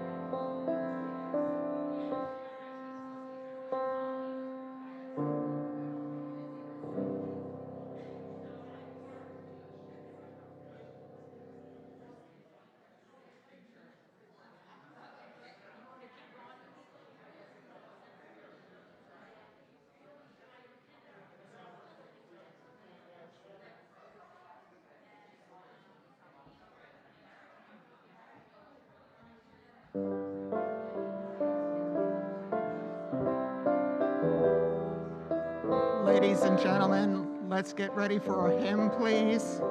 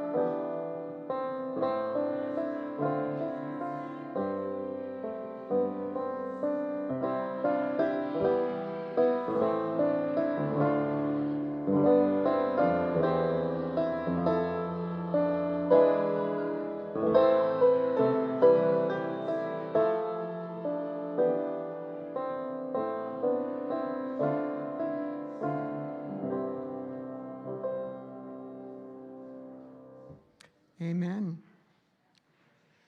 We now have a series of 3 videos that we're going to view. These have all come out of National. One is on Assembly 2022, and another one, you may have remember Emily, our first video, was talking about a new campaign that we're going to be starting that is called New Wineskins. And this is to expand the brand of United Methodist Women, if you will, and to try some new ways of attracting new people. And they'll explain that briefly. And then we also have a video from our executive, Harriet Olson, and she will just basically be bringing greetings from United Methodist Women. So Matt, if we could go ahead and start running those, please. Imagine seeing thousands of faith-filled women united together again in one place and time where hope is in the air. Women ready to worship, ready to act, and ready to celebrate our sisterhood. Women ready to turn it up. This is Assembly 2022. Join us in Orlando, Florida, where we will reflect on today's challenges and together find comfort and strength to move forward. What will you need in 2022? Are you seeking a place to find spiritual nurture and hope? Want to learn how you can be a leader in this time? Do you want to make a difference in your community and the world? At Assembly, we will turn it up for spiritual healing and renewal. Turn it up for women leaders making an impact. And turn it up for justice for women, children, and youth. Join us for a life-changing experience. Come ready to turn it up.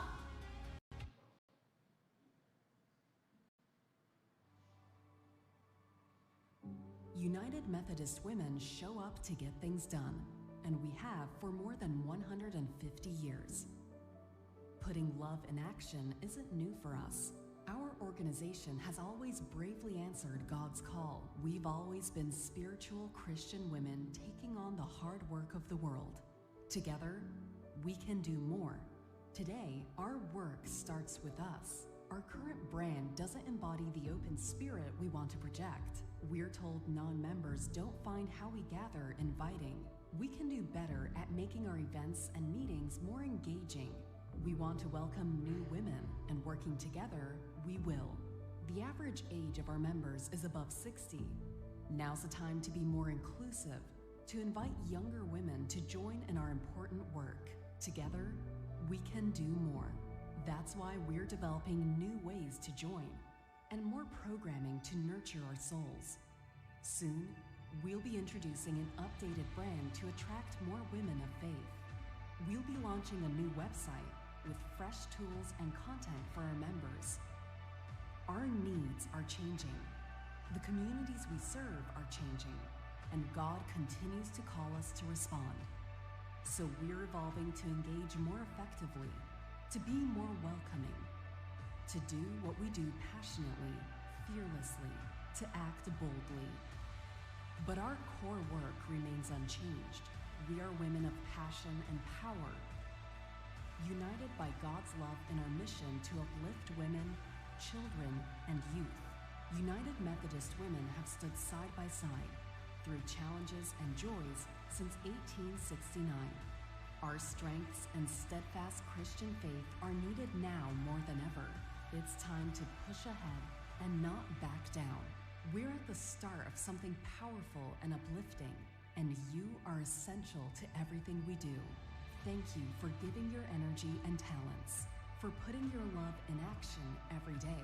Your work is important because together we can do more.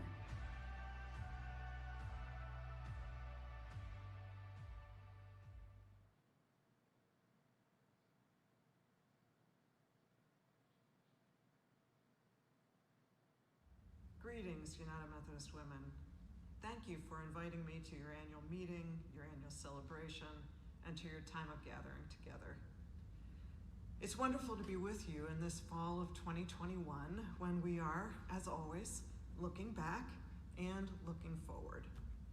And one of the things we see when we look back is your faithfulness. Your faithfulness in gathering, your faithfulness in engaging in the social justice work, your faithfulness in giving, both mission giving and legacy, and the way you faithfully gather around national mission institutions and other organizations who are serving people in need. We're grateful for the faithfulness of our national mission institutions and their staff, for our regional missionaries and the work right around the world, and for all the ways that United Methodist women make an impact for women, children, and youth in the world. During this time, we are well positioned to see the kind of impact that United Methodist women make. How could we forget? Last year at this time, the issue of racial justice was in front of the nation.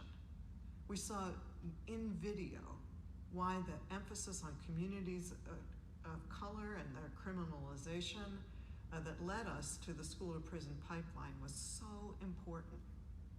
We were also studying finding peace in an anxious world and preparing for the push-out study in Mission U. And this year, as floods and fires, temperatures elevated in other parts of the world, the continuing breaking apart of the glaciers are surrounding us, we know the importance of climate and just climate for all, just energy for for all. United Methodist Women, I thank you for your work.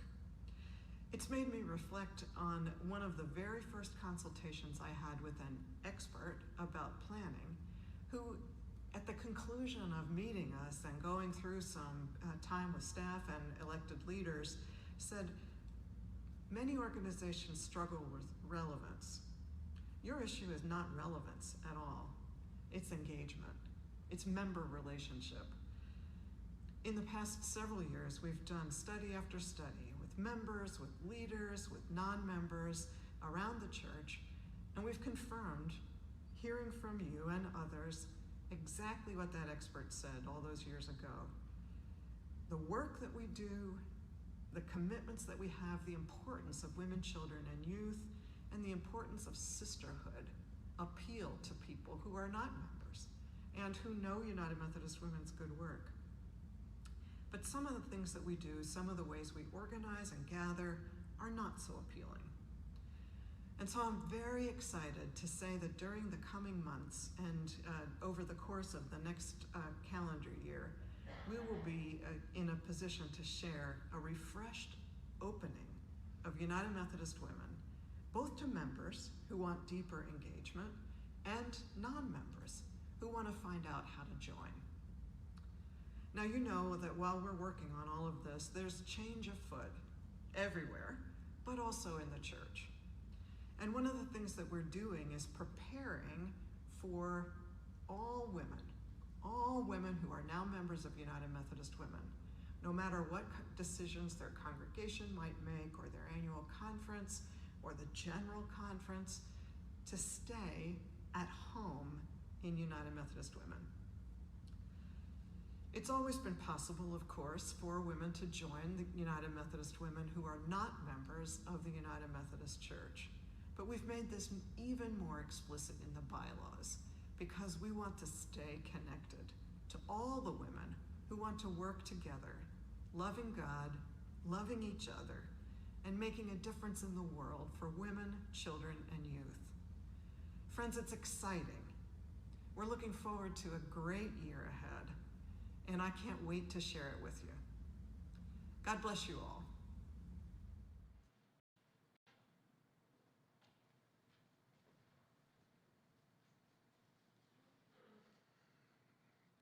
I hope you heard a couple of things in those videos that give you some hope for some re-energizing of United Methodist Women, and the fact that one thing I've heard in the past has been National doesn't listen to us. They're listening, and they're trying to make some changes that help us as individuals, as local units, districts, and the conference. I want to say one other thing about assembly before we go any further, because I've had some comments about this.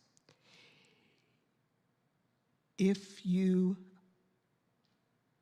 register for the in-person and it ends up going all virtual, or you want to change to virtual because of what's going on with COVID or whatever else might be happening, you can do that. There will be a way for you to move over, and any difference in the cost will be refunded. Yes, there is a difference in the cost between the in-person and the online. So, you know, I don't remember what the amount is. I want to say it's $165, but don't quote me on that for the virtual. $199. Thank you.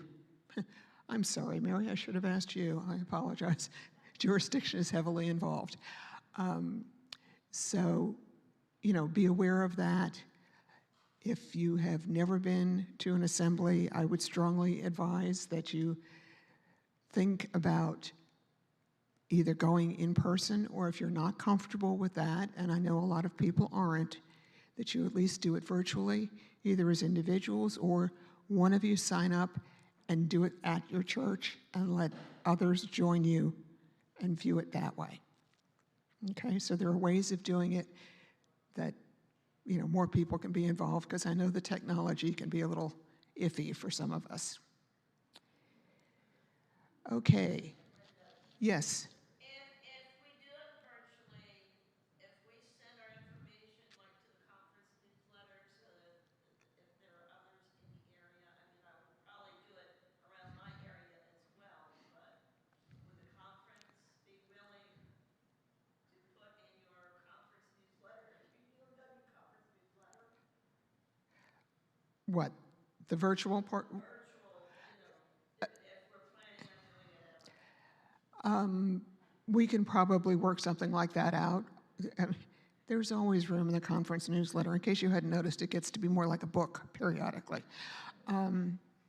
which gets interesting when I'm the one that's doing it. Anyway, but yeah, if there's information that you want to share that way. The other thing is that Linda Murdoch, Linda, wave your hand over there, please. She is our conference treasurer, but she's also agreed to help coordinate, information on those of you that are going. And I'm not anticipating that we will do that as like a bus going down or something like that. But if you get information to Linda on either your virtual meetings or potentially carpools to go down, we will disseminate that information and try to hook up appropriate people with it, like people in your area or something like that. Okay? All right, let's move into the fun part of this day, our annual meeting, the actual business meeting portion of it. We're hoping it's going to be fairly short and sweet, but we'll see how it goes. I am going to call the 2021 Western Pennsylvania Annual Conference United Methodist Women's Meeting to order officially. We currently have no secretary of the Western Pennsylvania Annual Conference United Methodist Women, but Diane Miller, as I mentioned earlier, has graciously agreed to act as our secretary for the day. And I've promised her it's just for the day.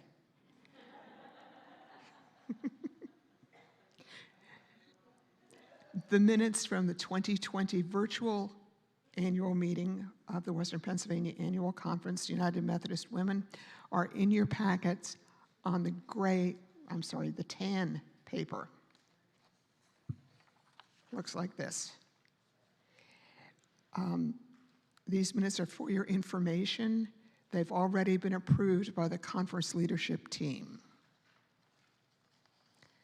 So you can read those at your leisure, and if by chance you do see something that we should be correcting, please contact me and I'll make sure that happens.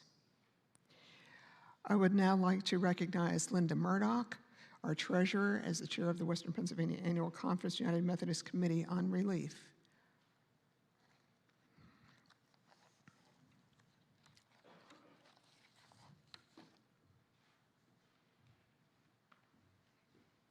I would like to just make this one announcement to each district.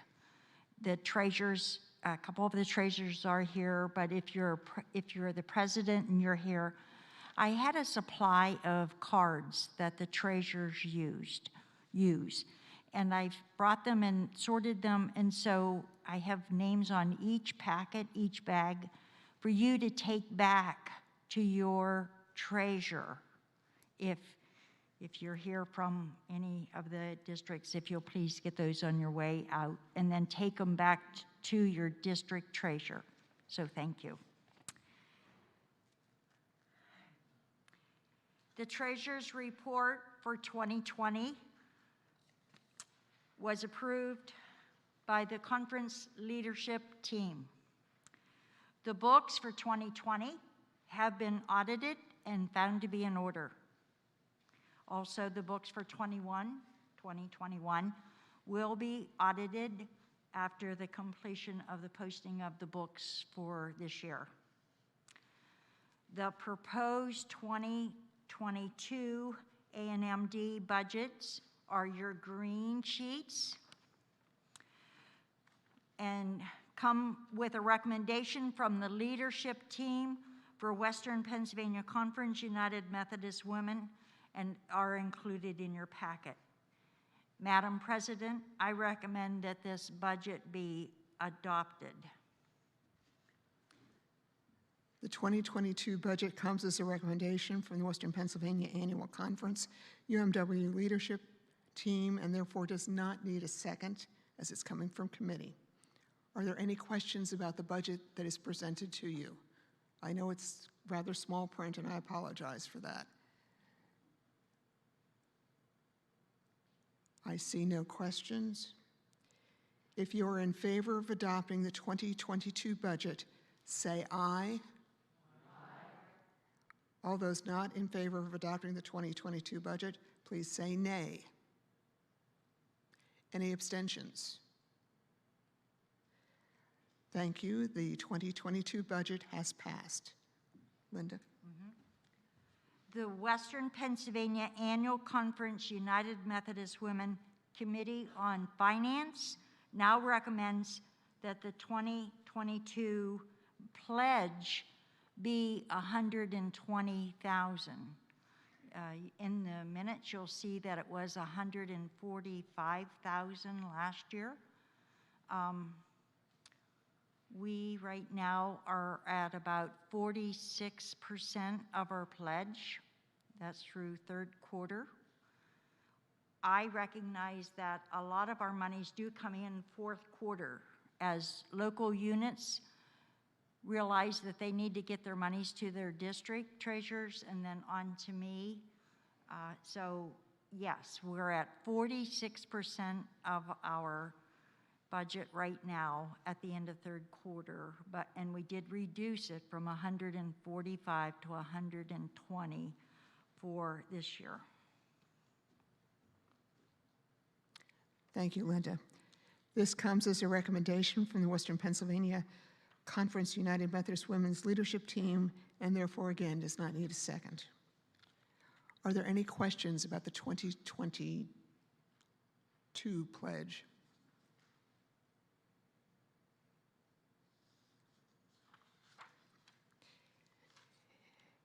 If you are in favor of the 2022 pledge of $120,000, please say aye. Any opposed, please say nay. Any abstentions? The 2022 pledge of $120,000 has passed unanimously. Linda, did you have an actual pledge ceremony that you wanted to go through? No. Okay. All right, so we will not do a pledge ceremony, which is fine. Thank you. Yes, we do have an offering that we would like to take up at this point, and that money will go towards our pledge for 2021. So do you have somebody to help you? I'd ask Cindy Long to go one side and I'll go the other. Okay. If we could do that. Mary, I'm sorry, would you mind? Some traveling music.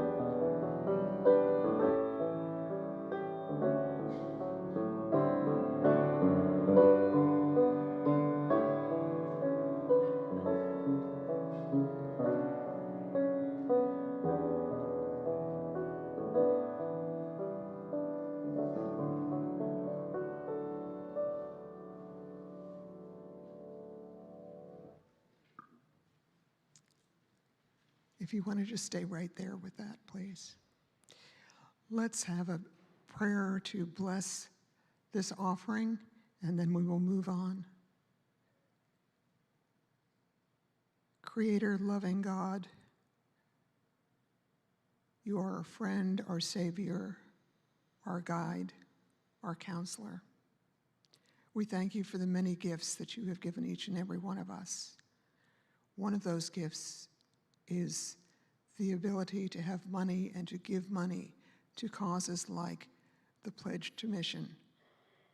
We thank you for this opportunity, and we pray your guidance over the ministries that it will help to support over the next year. In your name we pray. Amen. Joan, if you could come up for the Committee on Nominations report, please.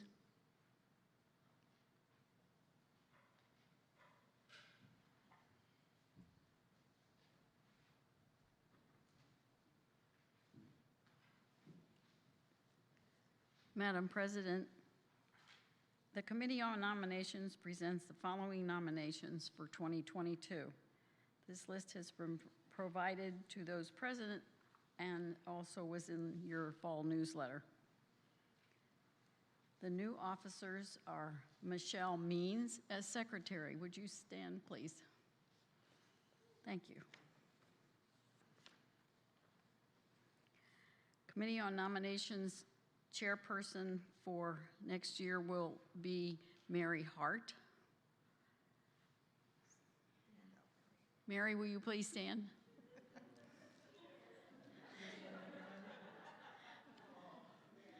Thank you. Thank you.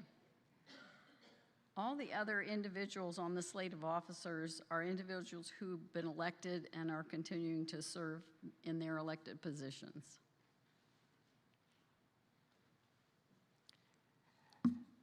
Thank you, Joan. The following have been nominated. Secretary Michelle Means. Are there any nominations from the floor for the office of Secretary?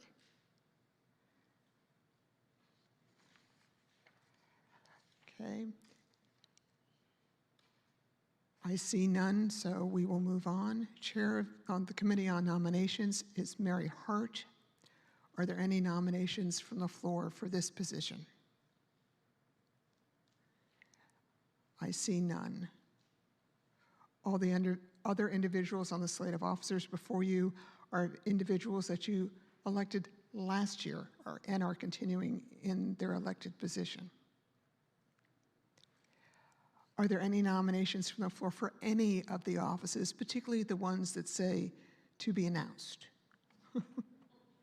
Or to be nominated, actually, I guess is the way we phrased it. The nominating committee would love to hear from those people. So would the president, who is having problems figuring out which hat she's wearing at any given point. Because the work has to go on. Somebody has to do it. I do not see any nominations, so having received no nominations from the floor, is there a motion from the floor that the proposed slate of officers become the elected slate of officers? Susan Stamm moves that we change the proposed slate of officers to become the elected slate of officers. Is there a second for the motion? Okay. I'm sorry, I don't know your name. Kathy? Okay. Okay. So we have a motion and a second to elect the slate of officers that is the proposed slate. All those in favor, please indicate by saying aye. Aye. Any opposed, nay. Any abstentions? Okay, we have elected that slate of officers. Now we're doing something else right now that's a little bit different. We did this last year when we were meeting virtually because none of the districts were able to have their annual meetings last year to elect their slate of officers. So what we did was we just read the names last year. Well, Washington District this year was planning on having an annual meeting, but yeah, COVID kind of got in the way.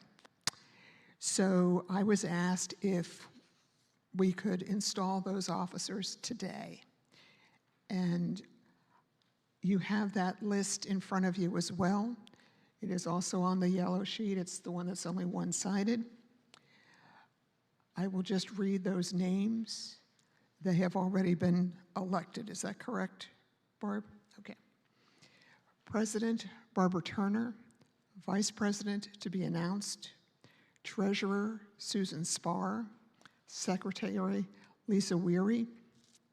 Mission Coordinator, Ruth Soko. Mission Coordinator of Spiritual Growth. I should give the full title. That's Ruth. Mission Coordinator for Social Action is Joy Stark. Green Subdistrict Co-Chairs are Mary Kay Martindale and Kathy Fumich. I apologize if I'm mispronouncing.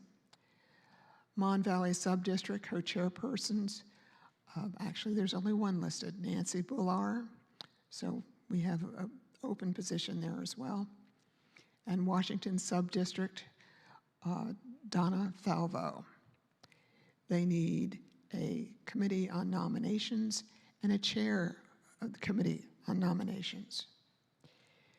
These people have already been duly elected, so this is for your information, and they will be installed as part of the ceremony here shortly.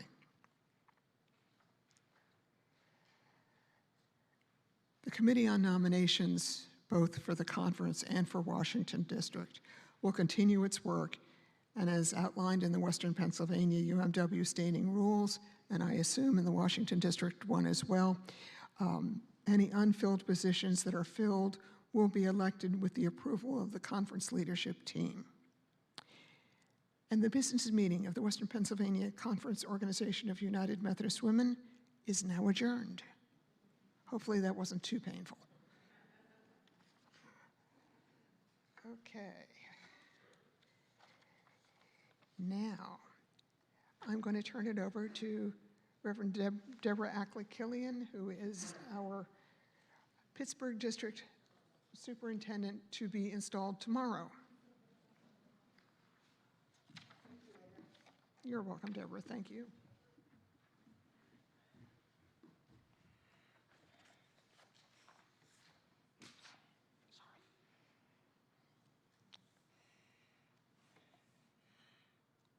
I would invite those officers who have been duly elected to stand and come forward before us so that we might install you, if you would like to so do.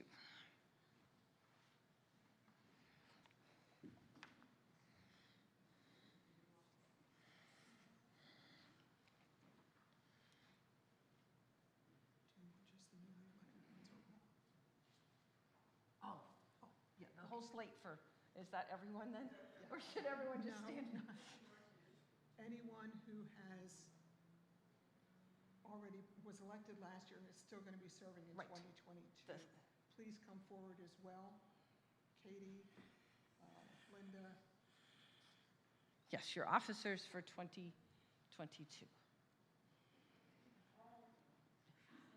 Newly elected and current, who will be serving into the new year.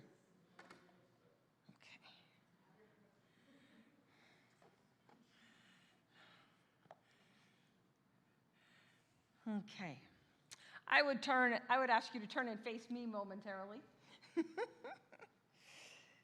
Dear friends, you have been called by God and chosen by the people of God, by the women of God, for leadership in the church.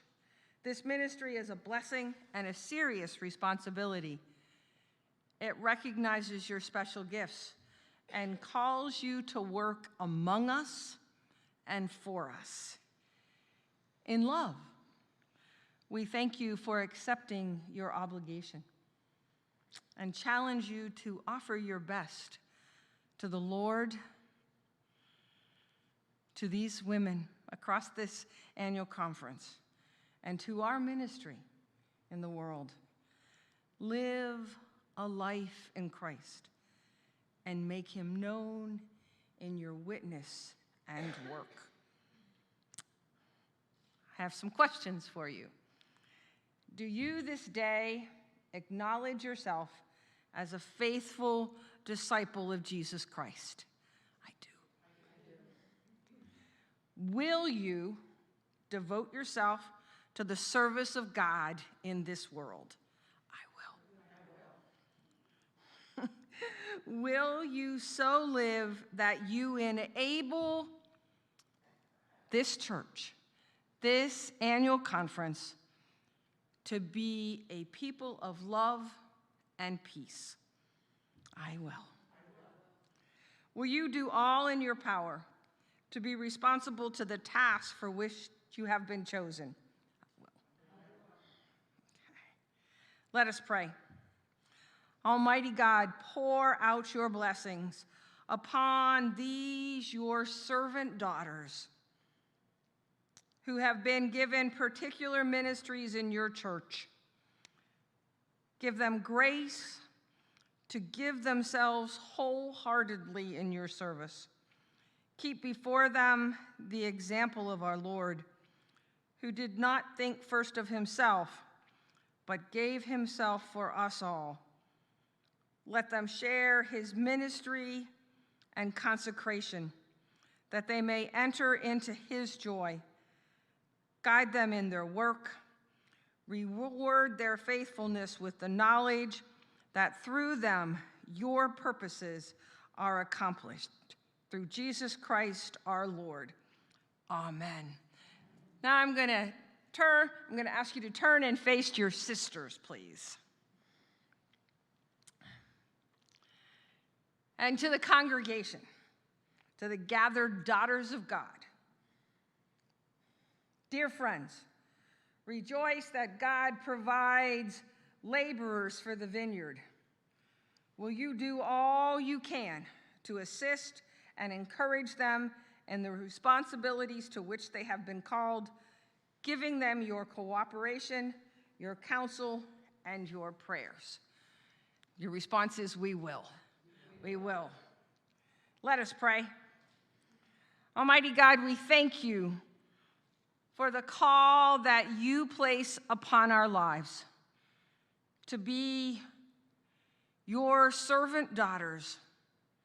And we are particularly grateful this day for these sisters who stand before us, who have said yes to a particular ministry of the United Methodist Women.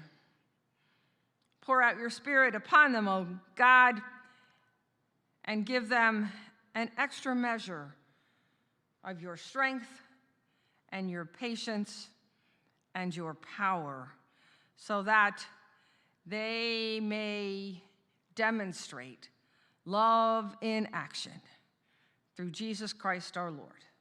Amen. You may be seated. Thank you.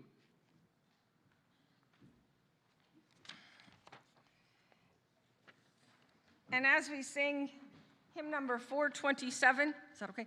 I am going to pass the communion elements among you. It's the safest way to do that. I will pass them to you rather than us to pass them down the aisles. That also eliminates a lot of movement for those of you who are having difficulty with mobility today, and we will share together in a few moments as we sing.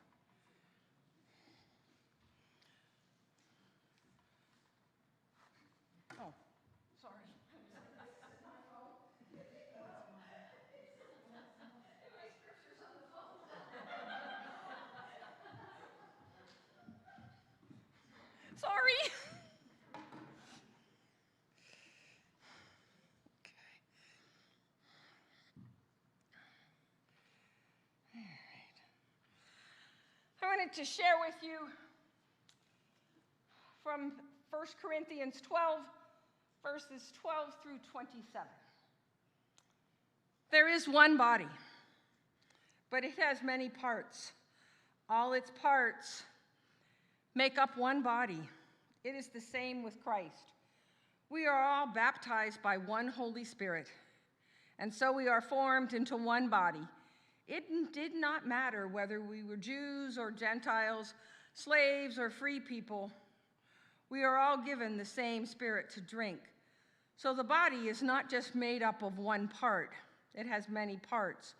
Suppose the foot says, I am not a hand, so I don't belong to the body.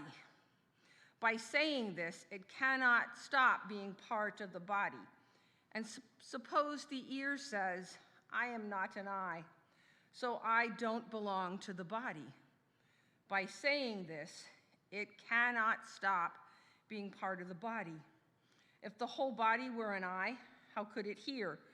If the whole body were an ear, how could it smell? God has placed each part in the body just as God wanted it to be.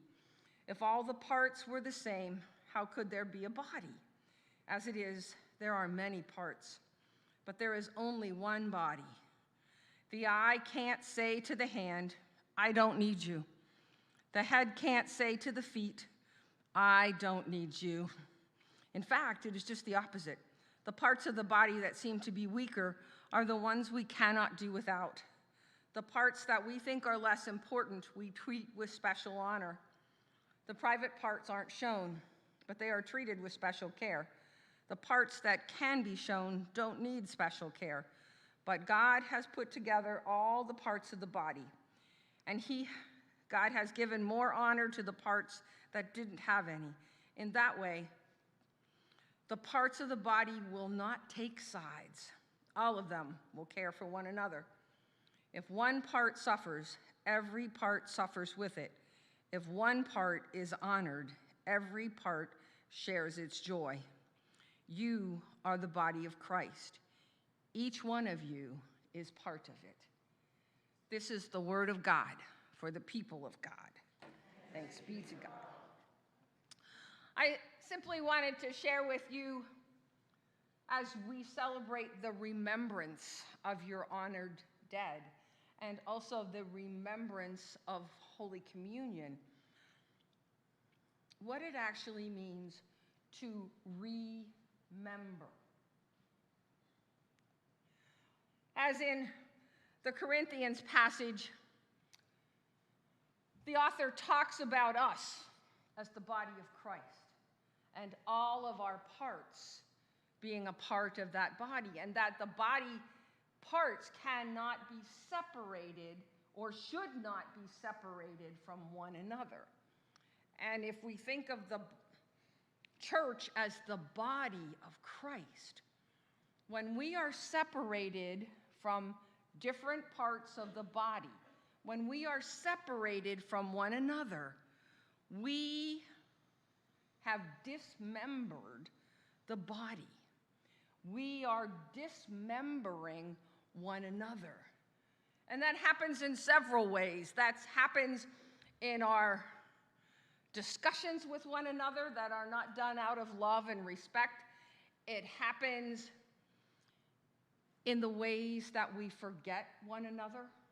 It particularly happens for those of our congregations that are shut in, and in particular during this COVID time, so many are shut in. And those persons are separated from the body. All those persons that we have come to believe think differently from us, we have separated them from the body. Those persons who are chronically ill, we have separated them from the body.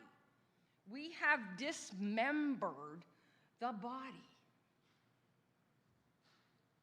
And we do that here on earth. And yet we also know that when death comes, that we feel the physical separation of those that we love, of those sisters who have served with you for many years as United Methodist women. and we feel that dismembering intimately.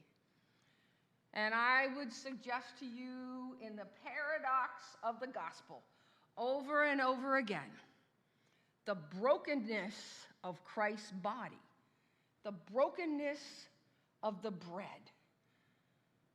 restores the body to its wholeness, restores us to be remembered, to remember those who we are in disagreement with, those who are shut in. We remember them by entering into relationship with them again. If we are in disagreement with them, we have discussions and conversation about how much we love and care for one another. If they are shut in, we need to be making incarnate acts of love and expression so that they know that they are remembered to the body. And on days like this and in our upcoming All Saints' Day, we will remember. We will reattach ourselves to those that have gone before us in our memories. For those that love us have not left us in the great cloud of witnesses that surround us, and yet we feel that. So I invite you today to be deliberate in your intentions, to remember, to reattach the body of Christ to the body. For those in your memberships, in your local congregations, who need to be reattached, remembered to the body of Christ, I invite you to extend the hand of friendship to them. For it is by our Savior's life and death and resurrection that we are all remembered and made whole, individually and collectively, by his sacrifice for us. Thanks be to God. Amen.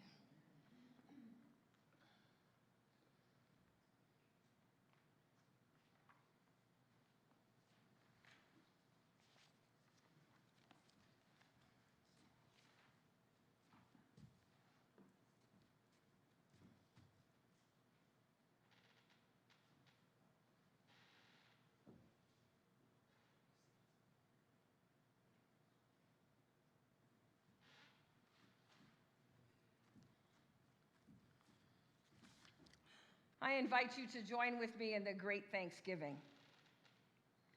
The Lord be with you, and also with you. Lift up your hearts. We lift them up to the Lord. Let us give thanks to the Lord our God. It is right to give our thanks and praise.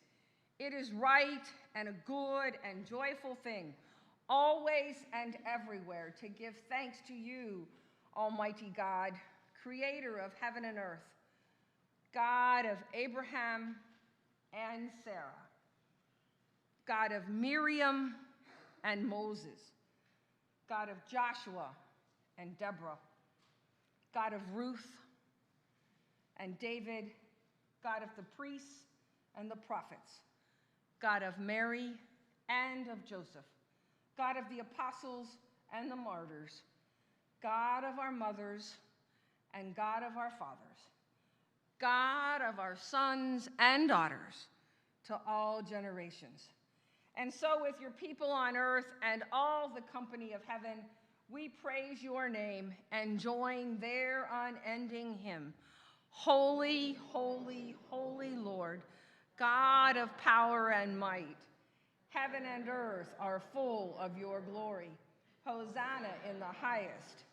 Blessed is he who comes in the name of the Lord. Hosanna in the highest. Holy are you, and blessed is your Son, Jesus Christ. By the baptism of his suffering, death, and resurrection, you gave birth to your church. delivered us from slavery to sin and death, and made with us a new covenant by water and the Spirit. On the night in which he gave himself up for us, he took bread, gave thanks to you, broke the bread, and gave it to his disciples and said, "Take, eat. This is my body, which is broken for you. Do this in remembrance of me." And when the supper was over, he took the cup, gave thanks to you, gave it to his disciples, and said, "Drink from this, all of you, for this is my blood of the new covenant, poured out for you and for many for the forgiveness of sins. Do this as often as you drink it in remembrance of me." And so in remembrance of these your mighty acts in Jesus Christ, we offer ourselves in praise and thanksgiving as a holy and living sacrifice in union with Christ's offering for us as we proclaim the mystery of faith. Christ has died. Christ is risen. Christ will come again.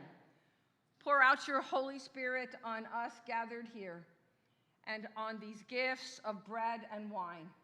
Make them be for us the body and blood of Christ, that we may be for the world the body of Christ, redeemed by his blood.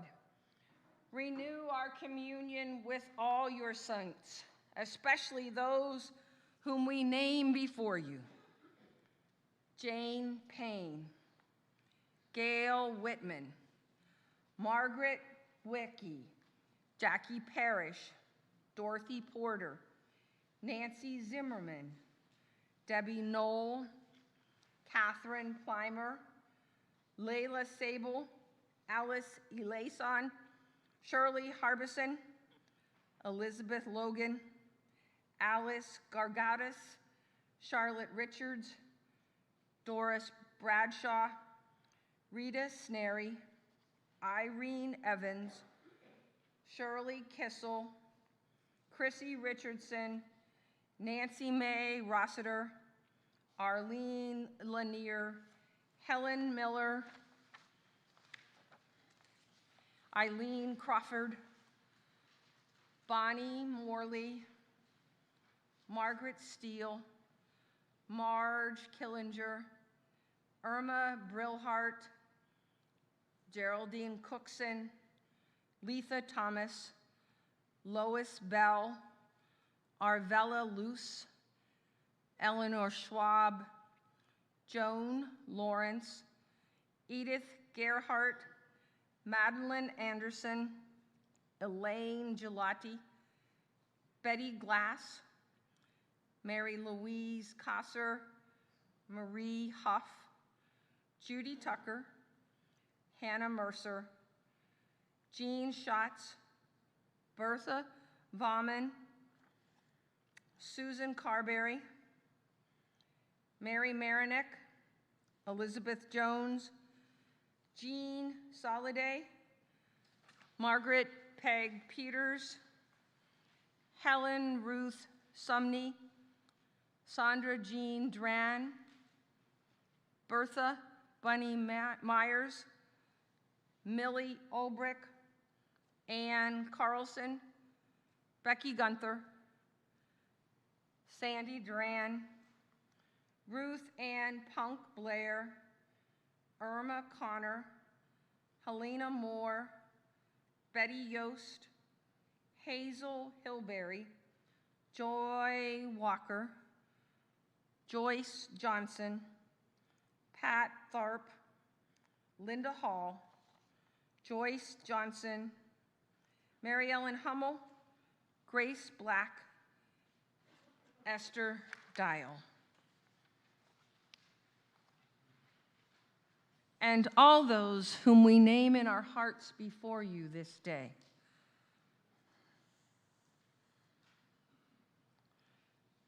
Since we are surrounded by so great a cloud of witnesses, strengthen us to run with perseverance the race that is set before us, looking to Jesus, the pioneer and perfecter of our faith, By your Spirit, make us one with Christ and one with each other and one in ministry to the whole world until Christ comes in final victory and we feast at his heavenly banquet. Through your Son, Jesus Christ, with the Holy Spirit and your holy church, all honor and glory is yours, Almighty God, now and forever. Amen.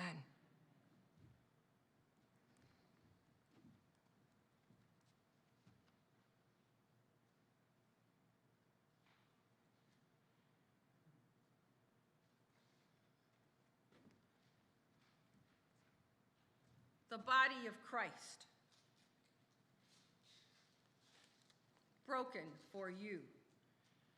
Take and eat in remembrance of him.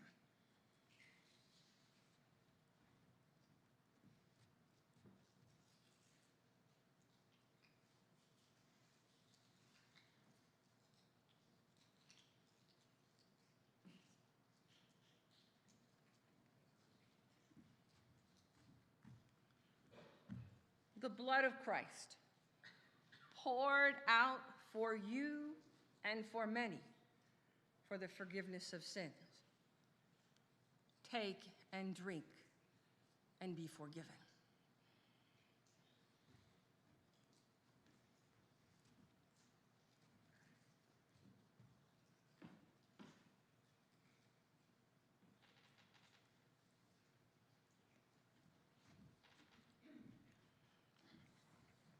Let us pray. Almighty and holy God, we give you thanks this day for this holy mystery, for this gift of love, so that we might share in your hope and resurrection, that we might share in your remembrance of us and one another. Use these gifts to nourish our hearts and to redeem us and the whole world by your great mercy. In Jesus' name we pray, who taught us to pray, Our Father, who art in heaven, hallowed be thy name. Thy kingdom come, thy will be done, on earth as it is in heaven. Give us this day our daily bread, and forgive us our trespasses, as we forgive those who trespass against us. And lead us not into temptation, but deliver us from evil. For thine is the kingdom, and the power, and the glory forever. Amen.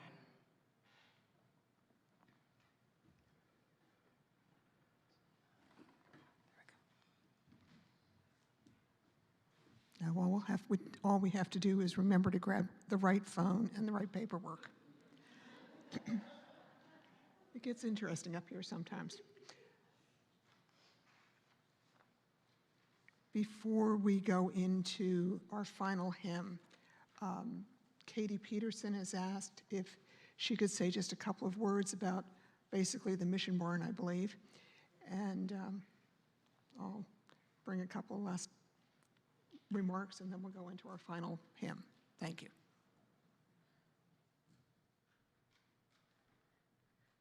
Good afternoon. As many of you know, I'm Katie Peterson, the deaconess and church and community worker and director of the Eastbrook Mission Barn. I just bring you greetings on behalf of all of us deaconesses and missionaries, for one. Thank you for your pledges to United Methodist Women and your apportionments to the church. If you'd like me to come out and share with your unit or circles or anything like that, please let me know. That my information's in the newsletter and on the website and on the conference website. Thank you for supporting the UMCOR, United Methodist Committee on Relief. We are currently still collecting, and ongoing collecting, the cleaning buckets and the hygiene kits. and also money and supplies and prayers and volunteers for those kits. So please be in prayer for that. We did send out 1,200, just over 1,200 to New Jersey just last month because of the 2 hurricanes that hit 10 counties there. But this week I got in 900 more buckets to verify, so please come help us.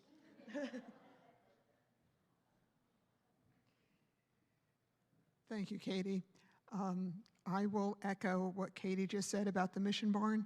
My husband and I were there for a couple of years.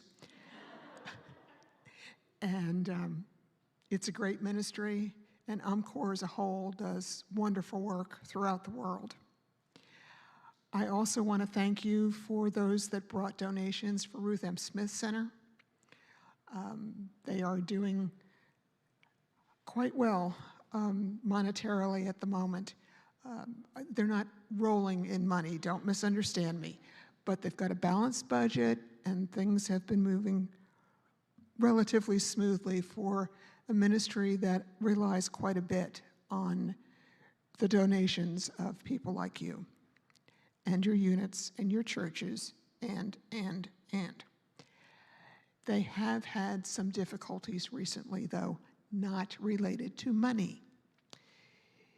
They had a resident pass away of natural causes.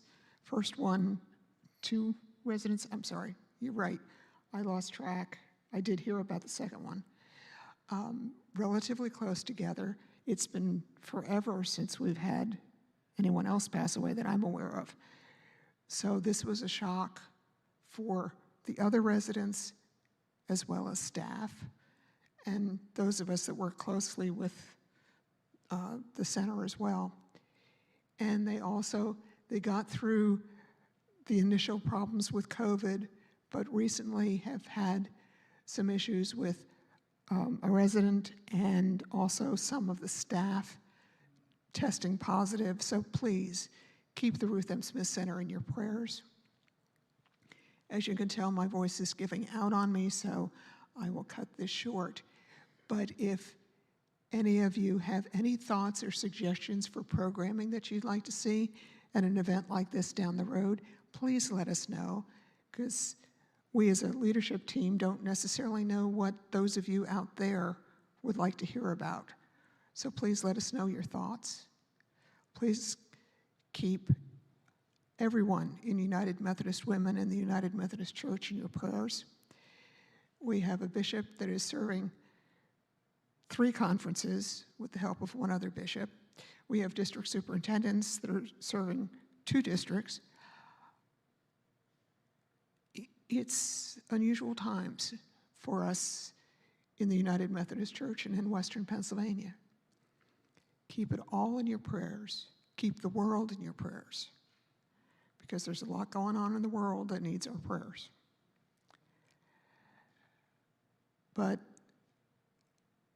let us close with the hymn, "Let There Be Peace on Earth," which I thought was an appropriate way to end this today, with what we've been talking about with racial justice, with our concerns that we bring from our own local areas as well.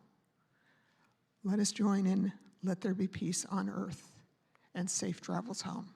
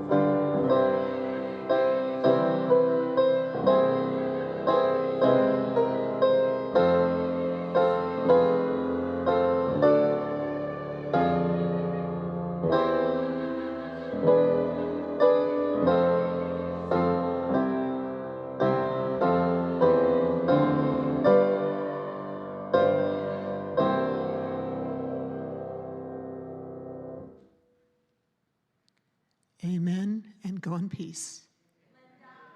Yes.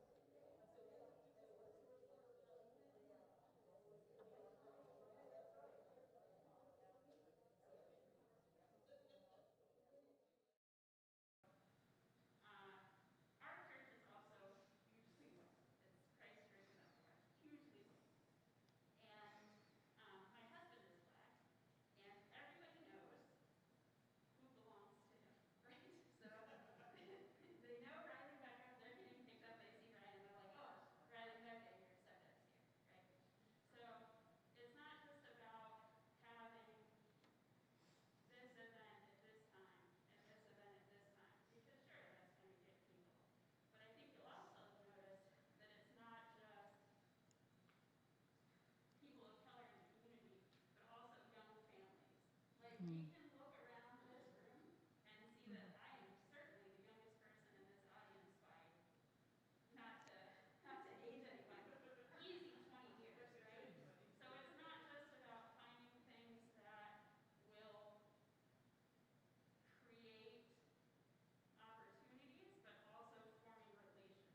Right.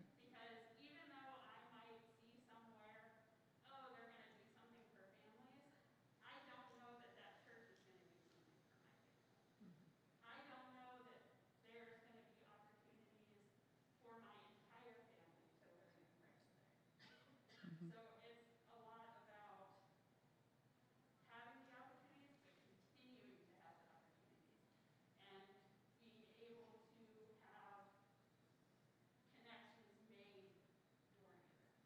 Right.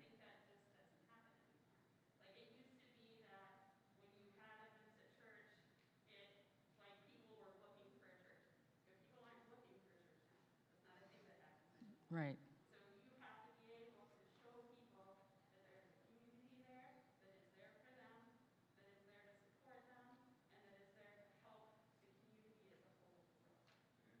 It's a very important point. Yeah. Excuse me for just a second. The other thing we need to do is to help them make that connection between the event that we're holding and the fact that we want to be friends, that we want to be involved with them on a regular basis. It's called invitation. And I think a lot of us have forgotten how to do that. To be, yeah, particularly with COVID and the restrictions we've been under. But remember that, you know, I don't know what it is now. It used to be that you had to repeat things 3 times. I think it's more like 5 or 6 now. 7? Okay. 7 different ways. Okay. So we need to remember that, whether it's the church, whether it's UMW, whatever it is, keep asking and try talking to people and finding out what they're looking for. Because we may think we're offering what they need, but maybe we're not. Like you were commenting on that one person who was trying to help the, I'll put this in quotes, underprivileged, using things that she had grown up with, but they had a totally different reaction to it. So we need to try to remember that. Jim, you had something else you wanted to say? I've read the Christian Century magazine out of Chicago, and they've done studies about it. There's a whole group of people in this country right now, about 30 or 40%, depending on the numbers in the community, who are called nuns, N-O-N-E-S, who are maybe 2 generations, maybe 2, maybe 3 generations away from the church. The baptisms haven't been taking place. Grandmas are not bringing the kids to church, because I've seen that in church when I was from the 60s on. To try to reach out, and there's a lot of people out there that want no relationship to the church, unless the church is preaching some other kind of stuff. Nothing like this that we've had this morning. And there are churches that are preaching stuff that will not relate to this at all. And that's part of the danger in this country today as well.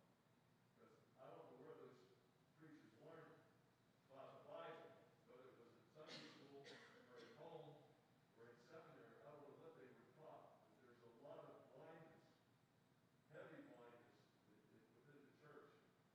And that's part of what we're struggling with as well. But that nuns thing really just jumped in. It wasn't the N-U-N-S, because those ladies are doing a good job. But to reach out to people, I mean, I served out in Somerset County, and I try to get the people in small rural churches. I went out door to door with kids for Bible school. I've been doing that for over 40 years. And there were people out in those neighborhoods in the rural areas that some were really poor, and there was a lot of people that were middle class that had a nice home, and invited them in to come into Bible school. And I don't know, I know I learned that because when I served in Erie, at the Southeast Erie Mission out of Henderson United Methodist Church, okay, in Erie. Tom Funk gave me a clipboard and sheets. He said, go out and meet the people. And, you know, that was really good. I didn't learn that in seminary. They didn't teach me about doing anything like that in seminary. Never. They never taught us to do that. Although when I went to see that girl and her mother and went to school with her to deal with that helped. But there's just so many kids out there. And some people are surprised when a preacher knocks on their door. True. A preacher never got to that door. Mm-hmm. Thank you. Okay. Thank you. Are there any other questions or comments anyone would like to share with the group? Yeah.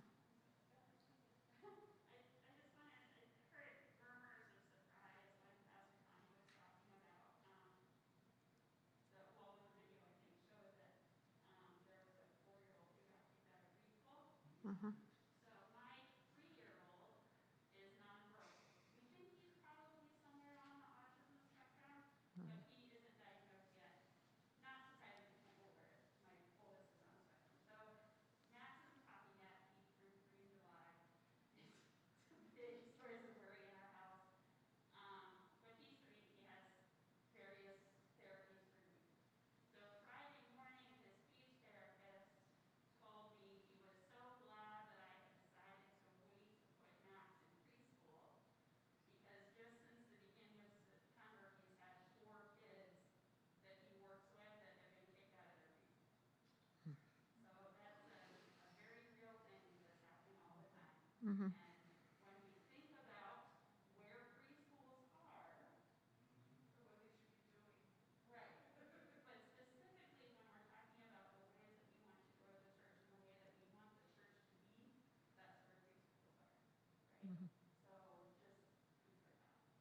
Okay.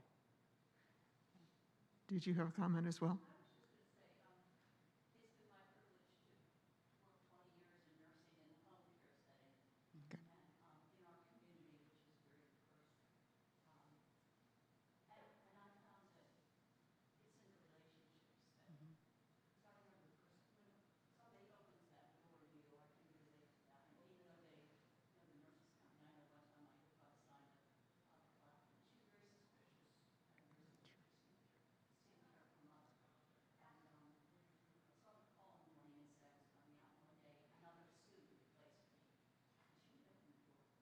Mm-hmm.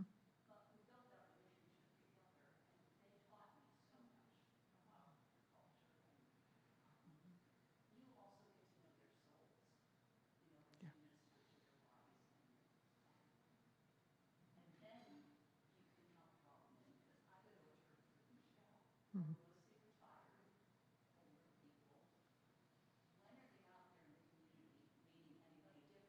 Mm-hmm. Right.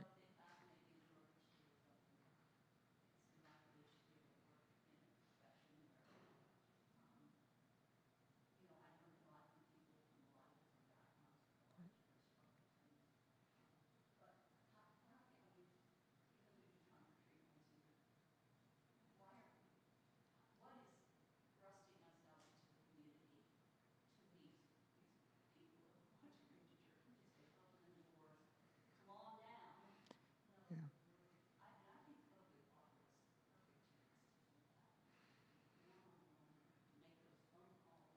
Right.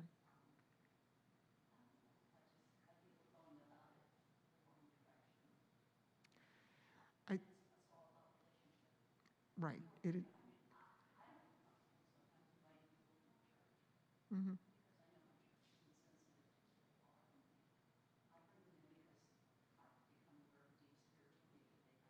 Mm-hmm.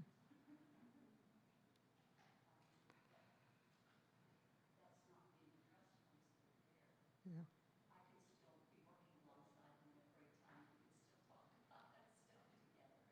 Yeah.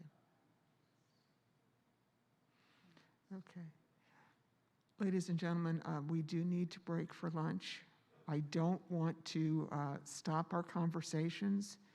We will have an opportunity to talk during lunch, and then, come back here and, do those business meeting type things that we need to do. And also, we will have a communion service this afternoon. I want to acknowledge a couple of people that have joined us. One that I forgot to mention earlier today, and I want to apologize for that. Reverend Ricky Nelson is with us. He is the Dean of Mission U for 2022. Our Bishop, Bishop Cynthia Moore-Cocoy, is with us. She's up here in the front. And Katie Peterson, our deaconess, church and community worker, and director of the Eastbrook Mission Barn, is with us. I don't think anyone else came in the room that I need to acknowledge. If I missed somebody, please tell me, because I'm not deliberately leaving you out. Ricky, can I ask you to give a blessing for the meal, if you don't mind?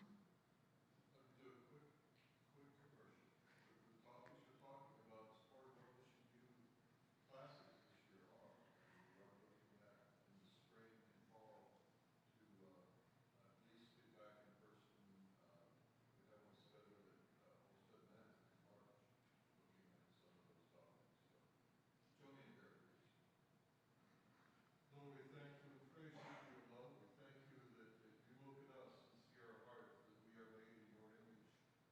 You see that image in us no matter what. Help us to do the same to others. And today, as we come to our meal together, help us to be able to share that as we share your love. We thank you for the hands that prepared the meal, those that have been here for us, and help us, Lord, to make this meal be for us, nourishment to our hearts, so that we might be able to share your love and grace in this world. Amen. Thank you. We will need to be back here by about 10 minutes to 1 to continue our meeting. Thank you, everybody, for sitting through this morning. Thank you, Connie, for presenting.